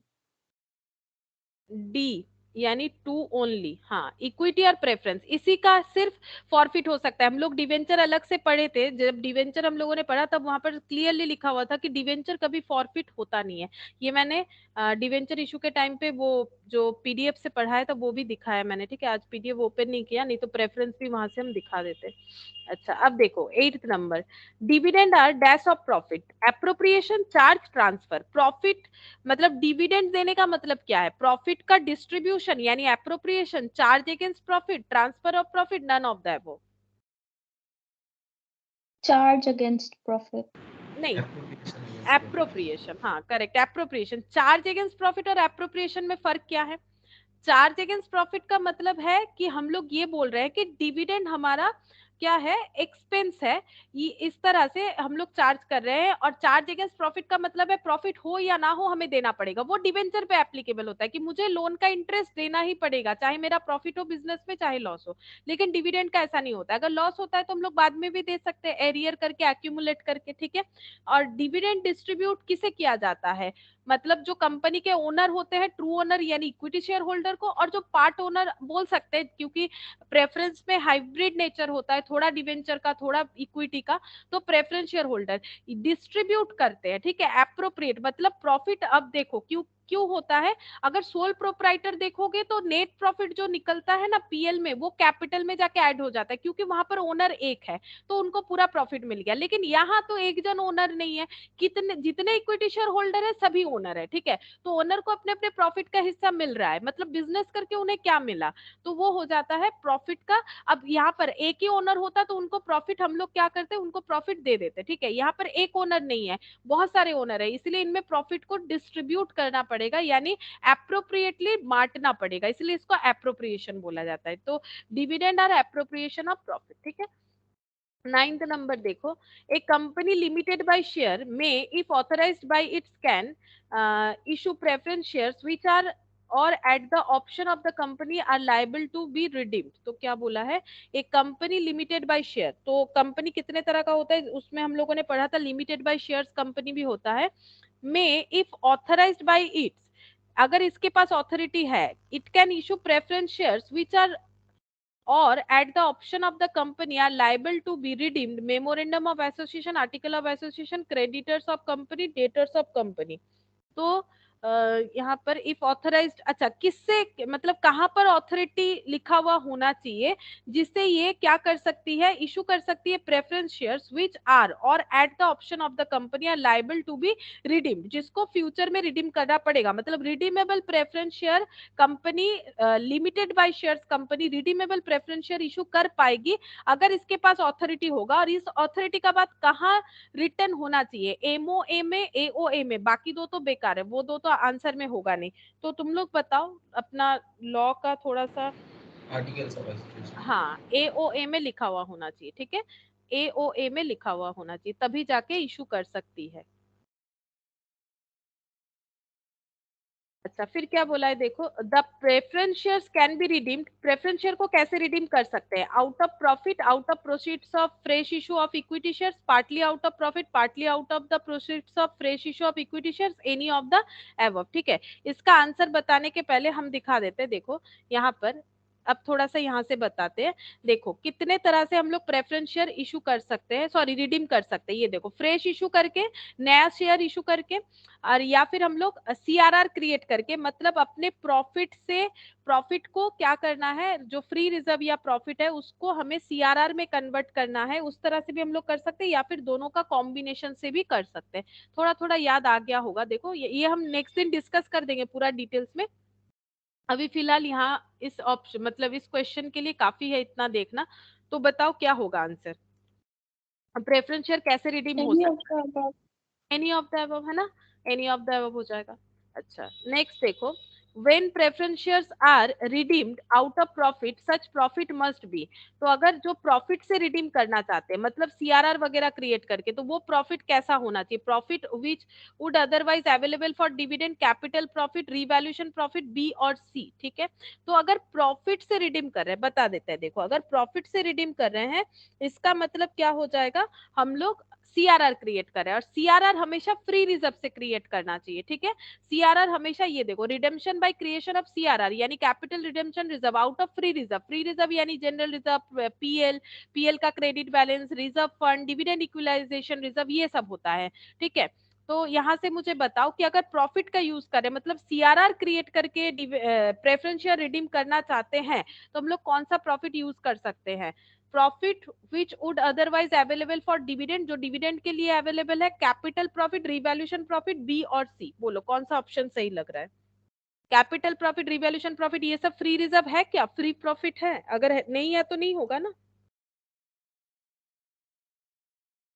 रिवैल्यूएशन प्रॉफिट तो नहीं है। नहीं, वो फ्री रिजर्व है नहीं, तो वो नहीं होगा। कैपिटल प्रॉफिट भी तो फ्री रिजर्व नहीं है, कैपिटल नेचर का प्रॉफिट फ्री रिजर्व नहीं होता है। फ्री रिजर्व मतलब क्या? General reserve, reserve fund. Free reserve मतलब जिसको डिविडेंड पे करने के लिए यूज कर सकते हैं। ठीक है, तो कौन सा होगा? फ्री रिजर्व मतलब क्या होता है? हर जगह पे, चाहे डिवेंचर के केस में देखो, प्रेफरेंस कहीं पर भी देखो, पूरे कंपनी अकाउंट्स में ही फ्री रिजर्व का मतलब जो डिविडेंड बांटने के काम में आता है। ए। ए होगा। ठीक है, ऑप्शन ए होगा। अच्छा 12, dash only preference shares can B redeem. तो कौन, किस तरह का प्रेफरेंस शेयर रिडीम कर सकते हैं? Partly paid, fully paid, A and B, और डी का ऑप्शन दे रखा है नन ऑफ द एबव। तो कोई भी रिडेम्पशन होगा तो बोलो वो कैसा होना चाहिए, वो शेयर कैसा होना चाहिए? रिडेम्पशन हुआ, इक्विटी का बायबैक भी हम लोगों ने पढ़ा, तो अब थोड़ा सा हम लोग अगर नहीं भी पढ़ते हैं तो बता सकते हैं ना कि कैसे, कौन सा शेयर रिडीम होगा। रिडीम करने का मतलब है उनका कैपिटल का रिटर्न कर रहे हैं। तो अगर कोई पार्टली पेड कर रखा है तो उनको क्या, मान लो मेरा प्रेफरेंस शेयर का वैल्यू है 100 रुपीज। ठीक है, मतलब मैंने 100 रुपीज का शेयर इशू किया था, यानी इस पर्सन से मैंने 100 रुपीज लिया था, बट इन्होंने मुझे 80 रुपीज ही दिया। अगर हम रिडीम करेंगे, फुल्ली पेड होगा हमेशा। ठीक है, अगर हम लोग रिडीम करेंगे तो क्या हम लोग उनको 100 रुपीज रिटर्न देंगे? अगर पार में रिडीम होगा, क्यों देंगे? उन्होंने हमें 80 दिया है, तो हमेशा फुल्ली पेड अप करना चाहिए। फुल्ली पेड अप होता है तभी रिडेम्पशन होगा। ठीक है, तो इस अदरवाइज नहीं होगा, तो हमेशा फुल्ली पेड अप ही हम लोग का आंसर होगा, चाहे वो इक्विटी हो। इक्विटी बाईबैक में भी वही होगा, बाईबैक में भी सेम वही केस होता है। ठीक है, अच्छा question number 13, if any premium is to be payable on redemption of preference shares, such premium has to be provided out of the profit which would otherwise available for dividend, that is free reserve, out of the securities premium account, A और B, none of the above। समझाते इस question का मतलब, बोल रहा है कि अगर कोई प्रीमियम पे रिडेम्पशन कर रहा है प्रेफरेंस शेयर को, ठीक है, जैसे डिवेंचर प्रीमियम पे रिडीम होता है, उसी तरह से अगर प्रेफरेंस शेयर प्रीमियम पे रिडीम हो रहा है, तो उस तरह के प्रीमियम को हम लोग कैसे राइट ऑफ करेंगे? प्रीमियम को राइट ऑफ करने के लिए क्या यूज करना चाहिए? तो देखो, अगर premium on redemption if any will be written up by securities premium, but if securities premium is not sufficient then use free reserve. तो पहले सिक्योरिटीज प्रीमियम को यूज करना चाहिए, अगर नहीं है तो हम लोग फ्री रिजर्व यूज कर सकते हैं। तो हम लोग का ऑप्शन क्या होगा 13 का? सी, ए एंड बी। सी, ए और बी। ठीक है, ऑप्शन सी हो जाएगा। अच्छा 14 नंबर देखो यहाँ पर क्या बोल रहा है, where preference shares are redeem out of profits a sum equal to the nominal amount of the share so redeem must be transfer to. बोल रहा है कि अगर प्रेफरेंस शेयर को हम लोग रिडीम कर रहे हैं आउट ऑफ प्रॉफिट से मतलब फ्री रिजर्व को यूज करके, ठीक है। फ्री रिजर्व को यूज करने का मतलब है कि हम लोग जितना नॉमिनल वैल्यू का, अगर हम लोग 100 रुपीज का प्रेफरेंस शेयर रिडीम कर रहे हैं और 110 पे कर रहे हैं, 10 प्रीमियम है, 100 इसका नॉमिनल वैल्यू है, तो नॉमिनल वैल्यू के इक्विवेलेंट अमाउंट का हमें सीआरआर क्रिएट करना चाहिए। और सीआरआर कैसे क्रिएट होता है, फ्री रिजर्व से होता है। अब क्वेश्चन देखो, where preference shares are redeemed out of profit यानी फ्री रिजर्व को यूज करके, a sum equal to the nominal amount यानी ये nominal amount of the shares so redeemed जो रिडीम होने वाला है, बी ट्रांसफर टू, कहां पर ट्रांसफर किया जाता है, capital reserve, capital redemption reserve, capital profit, revenue redemption reserve. कौन सा ऑप्शन सही है, मैंने बता भी दिया। B. B CRR, capital redemption reserve, है ना। तो 14 का बी हो जाएगा। 15 देखो, कैपिटल रिडेम्पशन रिजर्व अकाउंट में बी अप्लाइड टू इशू। अब ये जो सीआरआर बन गया मतलब प्रॉफिट को हम लोगों ने किसी एक अकाउंट में ट्रांसफर कर दिया जिसका नाम है सीआरआर, कैपिटल रिडेम्पशन रिजर्व। ये बेसिकली कैपिटल ही है बोल सकते हो, ठीक है। अब इसका यूज कहाँ हो सकता है, इसका यूज कहाँ हो सकता है, ऑप्शन दे रखा है right share, bonus debenture, bonus to employ. ये देखो ये भी मैंने लिखवाया था यहाँ पर, ये बोनस शेयर्स। हाँ बोनस शेयर, ये only and only bonus share को रिडीम करने के लिए यूज कर सकते हैं, ठीक है। ये देखो, the CRR created at the time of redemption can only be used for one purpose, that is issue of bonus share। इसका रीजन क्या है कि ये बेसिकली इक्विवेलेंट टू कैपिटल है, ठीक है। तो CRR क्रिएट करे तो वो रिजर्व सरप्लस के अंडर आ जा रहा है, तो रिजर्व सरप्लस के अंडर आ गया और ये बेसिकली कैपिटल ही है, ठीक है। तो कैपिटल का यूज क्या हो सकता है, बोनस इशू करने के लिए हम लोग कर सकते हैं, तो इसीलिए ये सिर्फ और सिर्फ बोनस इशू करने के ही काम आएगा और किसी भी तरह के यूज में नहीं आएगा। तो इसका आंसर हो जाएगा ऑप्शन डी, बोनस। अच्छा 16th देखो, no company limited by shares issue any preference share which is redeemable after the expiry of a period of from, ठीक है। तो यहाँ पर क्या बोल रहा है 20 कि years। 20 ईयर्स, हाँ ठीक है 20 ईयर्स हो जाएगा। No company limited by shares issue any preference share which is redeemable after the expiry of a period of 20 years. अच्छा 17 का देखो क्या बोल रहा है, 17 का, the balance in capital redemption reserve is available for. जो कैपिटल रिडेम्पशन रिजर्व में अगर बैलेंस रह जाता है इसको हम लोग किस चीज के लिए यूज करेंगे, अभी अभी हम लोगों ने देखा था, बोलो किस चीज के लिए यूज करेंगे, सिर्फ एक ही काम पे इशू यूज ऑफ होता fully paid up bonus share. है। हाँ, issue off fully paid up bonus share, option A, सिर्फ बोनस के लिए यूज होगा।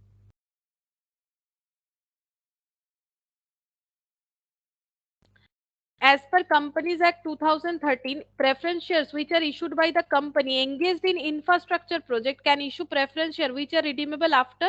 infrastructure company का अभी starting में ही बताया था, देखो infrastructure company का लिखवाया हुआ है, देखो यहाँ पर 30 years। 30 years, हाँ 30 years हो जाएगा यानी ऑप्शन सी, ठीक है 30 years यानी ऑप्शन सी।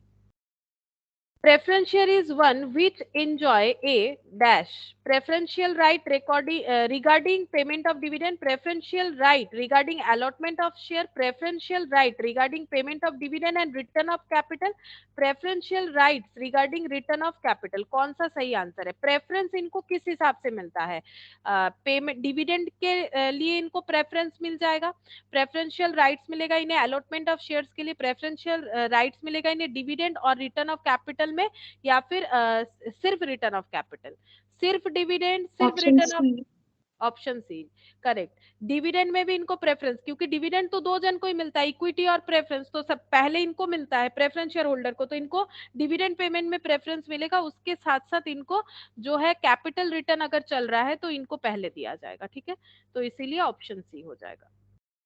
क्वेश्चन नंबर 20 देखो, इसमें क्या बोल रहा है, unless otherwise stated a preference share is always deem to be. जब तक हमें प्रेफरेंस शेयर के बारे में स्पेसिफिकली कुछ ना बता दे तो हमें मानना पड़ेगा कि वो प्रेफरेंस शेयर किस तरह का हो सकता है, cumulative, participating, non convertible, non cumulative, non participating, non convertible.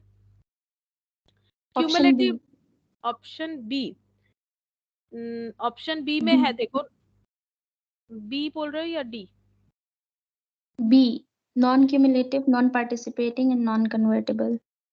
अच्छा, ये देखो नॉन क्यूमुलेटिव, ये नॉन पार्टिसिपेटिंग, नॉन कन्वर्टेबल, ये कंपनी का प्रेफरेंस होता है, ठीक है। कंपनी चाहती है कि हम लोग ऐसा शेयर इशू करें, लेकिन अनलेस अदरवाइज स्टेटेड, ये जो पॉइंट है ना, ये देखो हम यहाँ पर दिखाते हैं अनलेस अदरवाइज स्टेटेड, एक बार दिखाई देते हैं। ये पीडीएफ मैंने तुम लोग के साथ शेयर किया था, हम कौन से पीडीएफ का बात करें, वहां पर ये वाला चीज लिखा हुआ था, हम दिखाते हैं, रुको। एक ऑरेंज कलर वाला मैंने पीडीएफ शेयर किया था ना, वहां पर ये चीज लिखवाया हुआ है।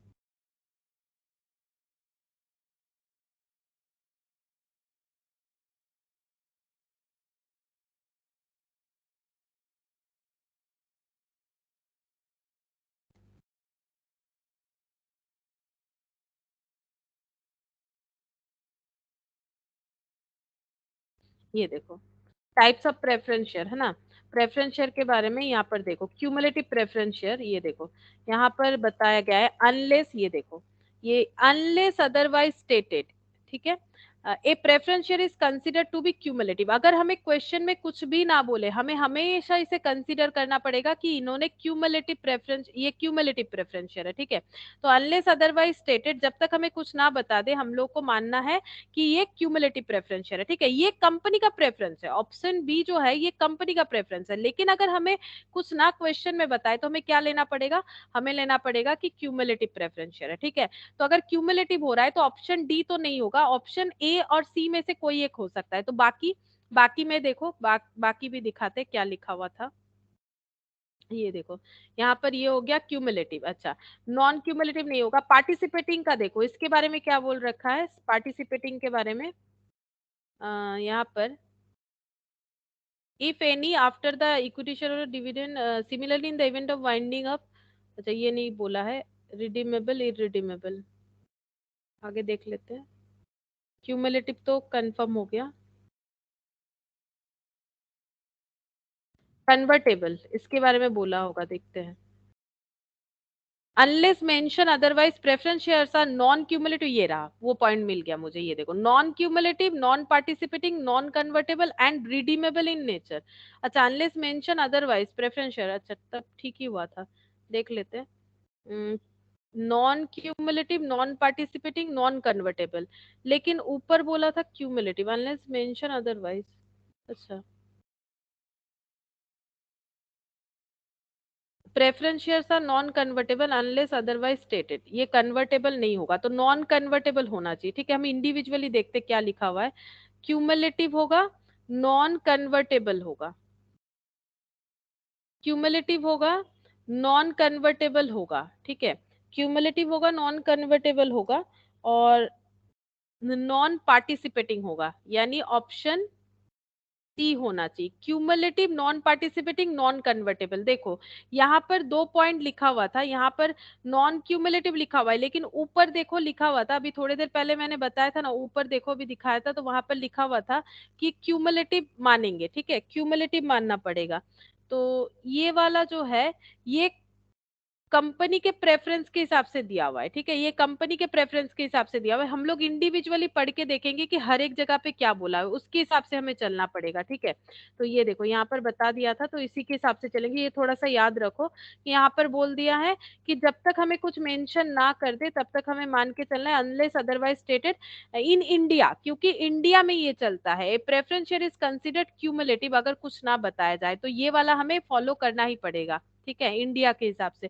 तो क्यूमुलेटिव होगा, और क्यूमुलेटिव और ऑप्शन हमारा कौन सा सही हो रहा है, ऑप्शन सी, ठीक है। ऑप्शन सी क्यूमुलेटिव, इंडिया में ये चलता है cumulative, non participating, non convertible, लेकिन कंपनी हमेशा प्रेफर करेगी कि उसे नॉन क्यूमुलेटिव ही इशू करने को मिले, ठीक है। बाकी इंडिया में यही बताया जाता है कि अगर मेंशन नहीं किया हुआ है तो क्यूमुलेटिव राइट जनरेट हो जाएगा, cumulative, non participating and non convertible. तो ये हमें फॉलो करना पड़ेगा। तो ऑप्शन सी, ये भी आंसर सही बोल रहे थे, गलत कुछ नहीं था, लेकिन इंडिया के हिसाब से अगर चलेंगे तो ये क्यूमुलेटिव मानना है हमने, ठीक है। तो मैम, ऑप्शन सी। हाँ बोलो। मतलब कि अगर कंपनीज एक्ट के हिसाब से देखेगा तो क्यूमुलेटिव होगा, और कंपनी अपना एओए में अगर मेंशन किया तो नॉन क्यूमुलेटिव वाला लेगा। हाँ, अगर कंपनी खुद से प्रेफर कर रहा है तो नॉन क्यूमुलेटिव, लेकिन कंपनी ने अगर क्यूमुलेटिव या नॉन क्यूमुलेटिव कुछ मेंशन नहीं किया है तो इंडिया में जो कंपनीज एक्ट 2013 चल रहा है तो वो ऑटोमेटिकली एज्यूम्ड हो जाएगा कि वो क्यूमुलेटिव है। बाई चांस अगर कंपनी ने कुछ मेंशन नहीं किया है क्यूमुलेटिव के बारे में कि क्यूमुलेटिव है कि नॉन क्यूमुलेटिव है, इन दैट केस वो ऑटोमेटिकली क्यूमुलेटिव कंसीडर होगा इंडिया में। यही चीज बोला है, ठीक है, इसीलिए हम लोग का ऑप्शन सी होना चाहिए। Question number 21, as per Companies Act 2013, the companies cannot use the balance of securities premium for premium on redemption of debenture, issuing bonus share, writing of commission on issue of shares or debenture, loss on issue of debenture। तो securities premium account का जो balance है वो company कहाँ use नहीं कर सकती है, ये पूछा गया है कंपनीज एक्ट 2013 के हिसाब से। बोलो। रिडेम्पशन ऑफ डिवेंचर का प्रीमियम के लिए तो यूज कर सकती है, हम लोग डिवेंचर का प्रीमियम रिडीम कर रहे हैं तो सिक्योरिटीज प्रीमियम अकाउंट तो यूज कर रहे हैं ना। इशू ऑफ बोनस शेयर ये भी कर सकती है। Writing off commission on issue of shares और debenture, loss of issue of debenture ये नहीं हो सकता है, ठीक है।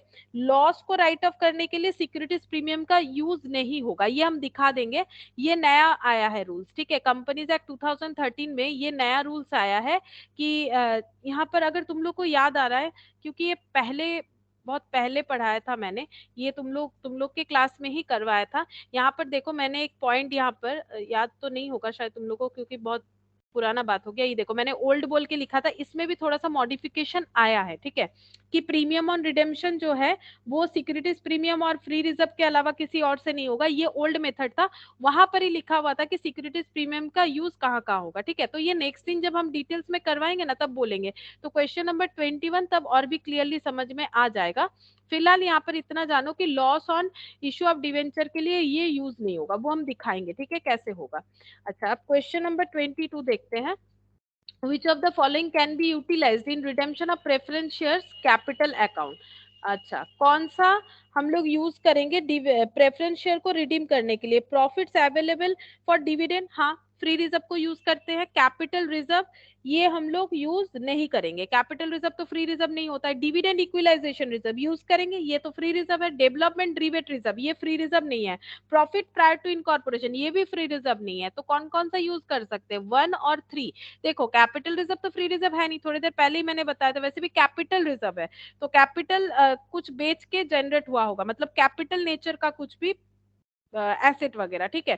डेवलपमेंट रिबेट रिजर्व तो ये डेवलपमेंट पर्पस के लिए ही बनाया गया है, तो स्पेसिफिकली किसी पर्पस के लिए बनाया गया रिजर्व कभी भी फ्री रिजर्व नहीं होता है, ठीक है। प्रॉफिट प्रायर टू इनकॉर्पोरेशन क्या होता है? अगर कोई बिजनेस, ठीक है, अगर कोई बिजनेस दो चीज हो सकता है। एक तो मान लो ए लिमिटेड को बी लिमिटेड परचेस कर रहा है, ठीक है। तो बी लिमिटेड का परचेस करने का मतलब है बी लिमिटेड के एसेट लाइबिलिटीज को परचेस करना, बी लिमिटेड के प्रॉफिट लॉस सभी को परचेस करना। तो अगर बी लिमिटेड प्रॉफिट ओरिएंटेड था तो उसका प्रॉफिट को भी परचेस करना पड़ेगा, जो कि ए लिमिटेड का खुद का अर्न किया हुआ प्रॉफिट नहीं है, परचेस किया हुआ प्रॉफिट है। इस तरह के प्रॉफिट को बोला जाता है प्रॉफिट प्रायर टू इनकॉर्पोरेशन। मतलब A limited company B limited को खरीदने के बाद, ठीक है, वो जो इनकॉर्पोरेट हो रही है, या फिर कोई सोल प्रोप्राइटर एक कंपनी को खरीद रहा है, ठीक है, और खुद कंपनी में कन्वर्ट हो रहा है, तो इसीलिए बोला जाता है प्रॉफिट प्रायर टू इनकॉर्पोरेशन का मतलब है परचेस किया हुआ प्रॉफिट, खुद के मेहनत से जनरेट किया हुआ प्रॉफिट नहीं होता है। तो परचेस किया हुआ प्रॉफिट जो होता है वो हम लोग का रेस्ट्रिक्टेड होता है, वो फ्री रिजर्व नहीं है, उसको हम लोग कभी भी उसको कैपिटल रिजर्व ही बोला जाता है, ठीक है। इसका एक्चुअली इसका नेचर क्या है? ये कैपिटल रिजर्व। कैपिटल रिजर्व का अगर नाम बताने बोले तो प्रॉफिट प्रायर टू इनकॉर्पोरेशन, ये one type of capital reserve हो गया, ठीक है। किसी और का प्रॉफिट खरीदना जो हमारा मेहनत का नहीं है, जो हम लोग खुद जनरेट करते हैं, उसको बोला जाता है फ्री रिजर्व, ठीक है। अब यहाँ पर आंसर हो जाएगा 1 एंड 3, ठीक है, 1 एंड 3। अच्छा, क्वेश्चन नंबर 23 देखो। स्टेटमेंट कौन सा ट्रू है, शायद ऐसा पूछ रहा है। The main purpose to create CRR is to keep the capital structure of the company variable. Another purpose to create CRR is to protect the interest of creditors since CRR cannot be utilized for payment of dividend। तो बोलो कौन सा option सही है? यहाँ पर पूछा है select the correct answer from the options given below। statement 1 is true, statement 2 false, both statement 1 2 false, statement 1 false but statement 2 true, both statement 1 and 2 are true. ठीक है, तो बेसिकली ट्रू या फॉल्स बताना है। तो बोलो पहला स्टेटमेंट तुम लोग को क्या लग रहा है, ट्रू है कि false? The main purpose to create CRR, CRR इसीलिए क्रिएट किया जाता है ताकि कंपनी का कैपिटल स्ट्रक्चर वेरिएबल हो। क्या ऐसा कोई मोटो है सीआरआर क्रिएट होने का? बताओ, क्या ये ट्रू लग रहा है तुम लोग को किसी भी तरह से? सीआरआर क्यों क्रिएट करते हैं? ट्रू हो, ट्रू है। नहीं, ये फॉल्स है।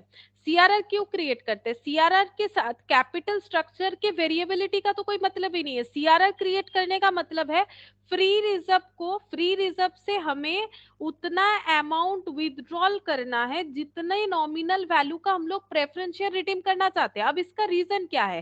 ताकि क्रेडिटर को कोई प्रॉब्लम ना हो, आउटसाइडर को। देखो ये भी मैंने समझाया था, ये देखो यहाँ पर ये रहा, ये देखो, ये यहाँ पर ये वाला फॉर्मेट ये दिखाते हैं। देखो यहाँ से समझ जाओगे तुम लोग, ये देखो यहाँ पर सन्ड्री एसेट्स था 15 लाख, इक्विटी शेयर कैपिटल था 5 लाख, प्रेफरेंस शेयर कैपिटल है 5 लाख, डिवेंचर है 5 लाख। ठीक है, अब यहाँ पर एसेट अगर 15 लाख है और लाइबिलिटी कितना है, लाइबिलिटी इसमें से सिर्फ और सिर्फ डिवेंचर है, ये दो तो लाइबिलिटी नहीं है, यानी हमारे लाइबिलिटी का 3 टाइम्स हमारे पास एसेट है। ठीक है, 3 टाइम्स हमारे पास एसेट है, तो लाइबिलिटी मतलब जो जिनको पेबल है, डिवेंचर होल्डर को क्या लगता है कि हम लोग सिक्योर है, कि कंपनी को कुछ भी प्रॉब्लम होगा तो कंपनी के पास इतना पेमेंट है, इतना अवेलेबिलिटी है कि वो हमारा पेमेंट कर सके, क्योंकि इनके पास हमारे लाइबिलिटी का 3 टाइम्स ज्यादा एसेट है। अब अगर कंपनी प्रेफरेंस शेयर रिडीम करना चाहती है तो कंपनी क्या करेगी? अगर प्रेफरेंस शेयर रिडीम करना चाहेगी तो प्रेफरेंस शेयर कैपिटल यहाँ से हट जाएगा, यानी कंपनी ने अपना एसेट यूज किया होगा प्रेफरेंस शेयर कैपिटल को रिडीम करने के लिए। तो अगर 5 लाख का प्रेफरेंस शेयर रिडीम होगा तो यहाँ पर एसेट 5 लाख से रिड्यूस होकर 10 लाख हो गया। अब डिवेंचर होल्डर का सिक्योरिटी 2 टाइम्स दिख रहा है, देखो 10 लाख है यहाँ 5 लाख, तो डिवेंचर होल्डर को क्या होगा? टेंशन होगा। ठीक है, क्योंकि उनका सिक्योरिटी का रेशियो 3 टाइम्स से रिड्यूस होके 2 टाइम्स हो गया। तो इसका सोल्यूशन निकाला ये गया है कि प्रेफरेंस शेयर रिडीम करना है करो, कोई प्रॉब्लम नहीं है, लेकिन प्रेफरेंस शेयर रिडीम जब कर रहे हो तो हमें क्या करना पड़ेगा? हमें रिजर्व से उतना नॉमिनल वैल्यू को सीआरआर में ट्रांसफर करना पड़ेगा और सीआरआर बोल के एक नया कैपिटल स्ट्रक्चर रेडी करना पड़ेगा। ठीक है, तो यहाँ पर अगर 5 लाख का रिडेम्पशन करेंगे तो हमें 5 लाख का सीआरआर क्रिएट करना पड़ेगा। बेसिकली 5 लाख रह गया बैलेंस शीट में लेकिन सीआरआर नाम पे। ठीक है, इससे क्या हुआ? ये जो डिवेंचर होल्डर है इनका सिक्योरिटी जैसा था वैसा ही रह जाएगा। ठीक है, या तो बढ़ सकता है, अगर नया एसेट परचेस हुआ तो इनका सिक्योरिटी जैसा था वैसा रहेगा, तो इनका सिक्योरिटी बढ़ सकता है, कम नहीं होना चाहिए। ठीक है, इसीलिए क्या बोला गया है कि सीआरआर जो क्रिएट होगा वो एक्चुअली प्रॉफिट से क्रिएट कर रहे हैं और इसको हम लोग लाइबिलिटी साइड ही दिखा रहे हैं, यानी जो रिडेम्पशन हो रहा है वो सीआरआर मतलब फ्री रिजर्व से प्रॉफिट को हम लोग विथड्रॉल करके सीआरआर बना देते हैं। ठीक है, और हम लोगों का क्या होगा, जो सिक्योरिटी का जो प्रोपोर्शन है वो कम नहीं होना चाहिए, ताकि जो आउटसाइडर है उनको किसी भी तरह का टेंशन ना हो। तो इसमें से आप बताओ कि कौन सा स्टेटमेंट ट्रू है, कौन सा फॉल्स है, या दोनों ट्रू है दोनों फॉल्स है? बताओ।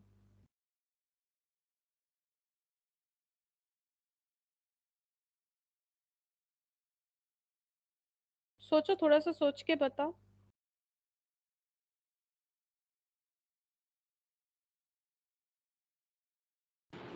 Then statement 1 false, statement 2 true.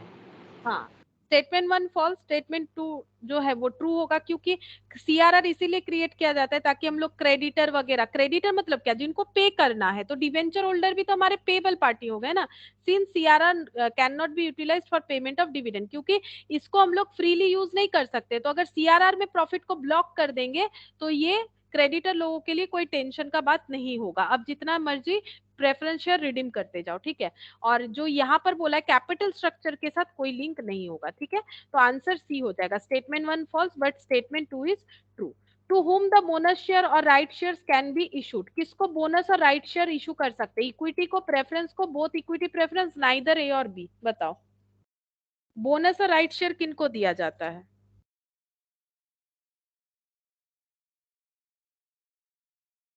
बोलो, बोनस किनको देंगे, बोनस और right share? Issue of bonus share equity पढ़ा शेयर ना? होल्डर्स। हाँ, सिर्फ और सिर्फ इक्विटी शेयर होल्डर को, है ना?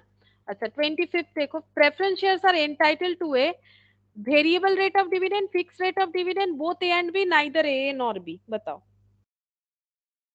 Option B. Fixed rate, fixed rate of dividend.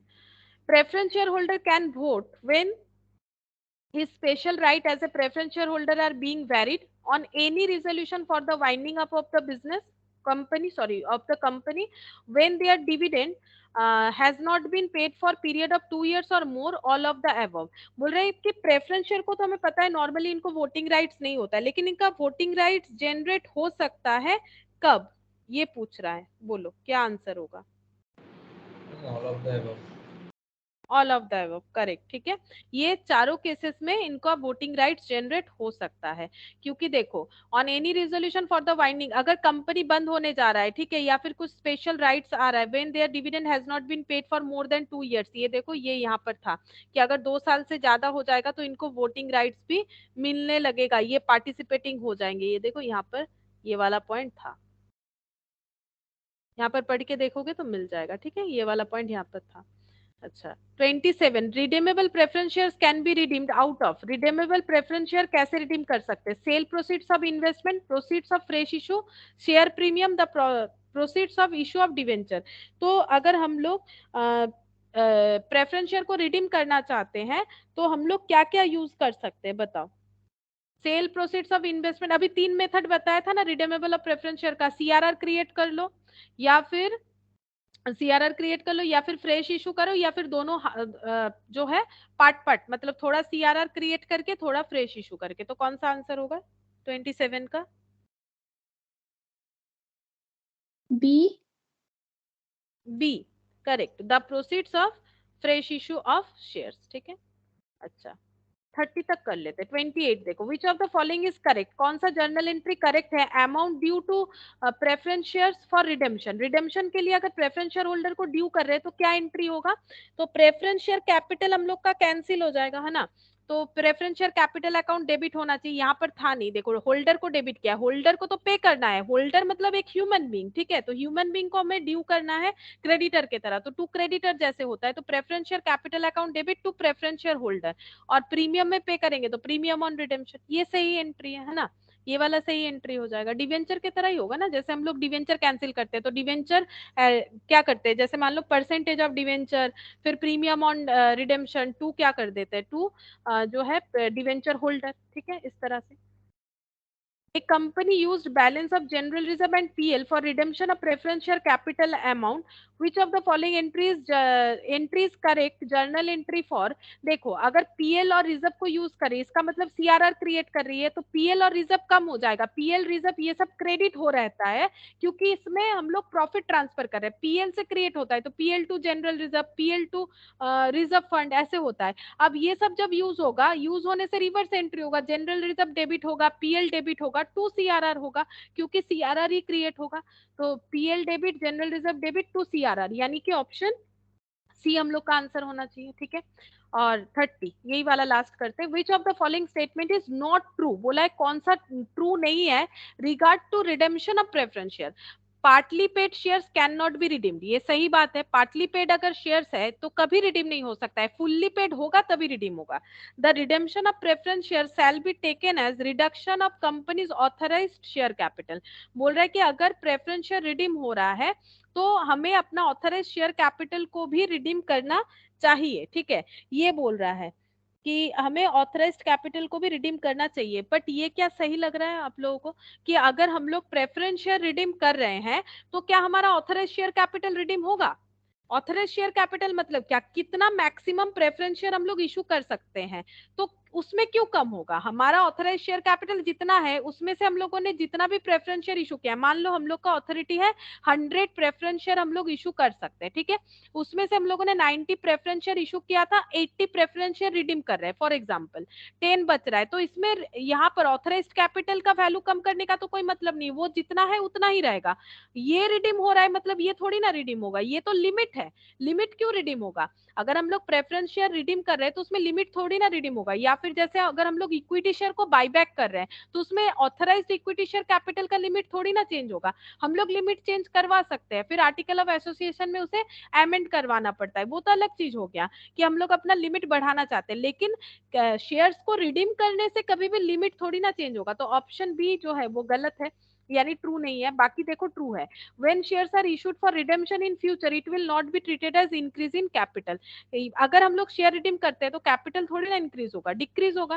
Preference shares can be redeemed either out of profit by capitalisation और अमाउंट ऑफ फ्रेश इशू, यानी सीआरआर क्रिएट करके कर सकते हैं या फ्रेश इशू करके कर सकते हैं, ठीक है, ये भी सही बात है। यानी गलत कौन सा है, ऑप्शन बी हम लोगों का गलत है, ठीक है। तो यहाँ तक ही करते 30 तक, नेक्स्ट दिन हम लोग 31 से करेंगे, एक बार लिख लेते हैं ताकि मुझे याद रहे। नेक्स्ट दिन हम लोग यहाँ पर 31 से करेंगे, ठीक है।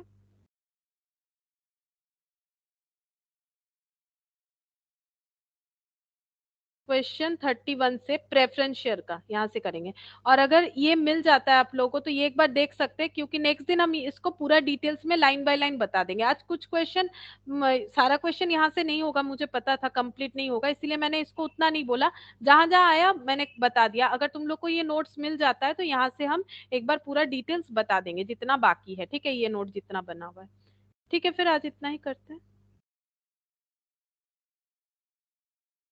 और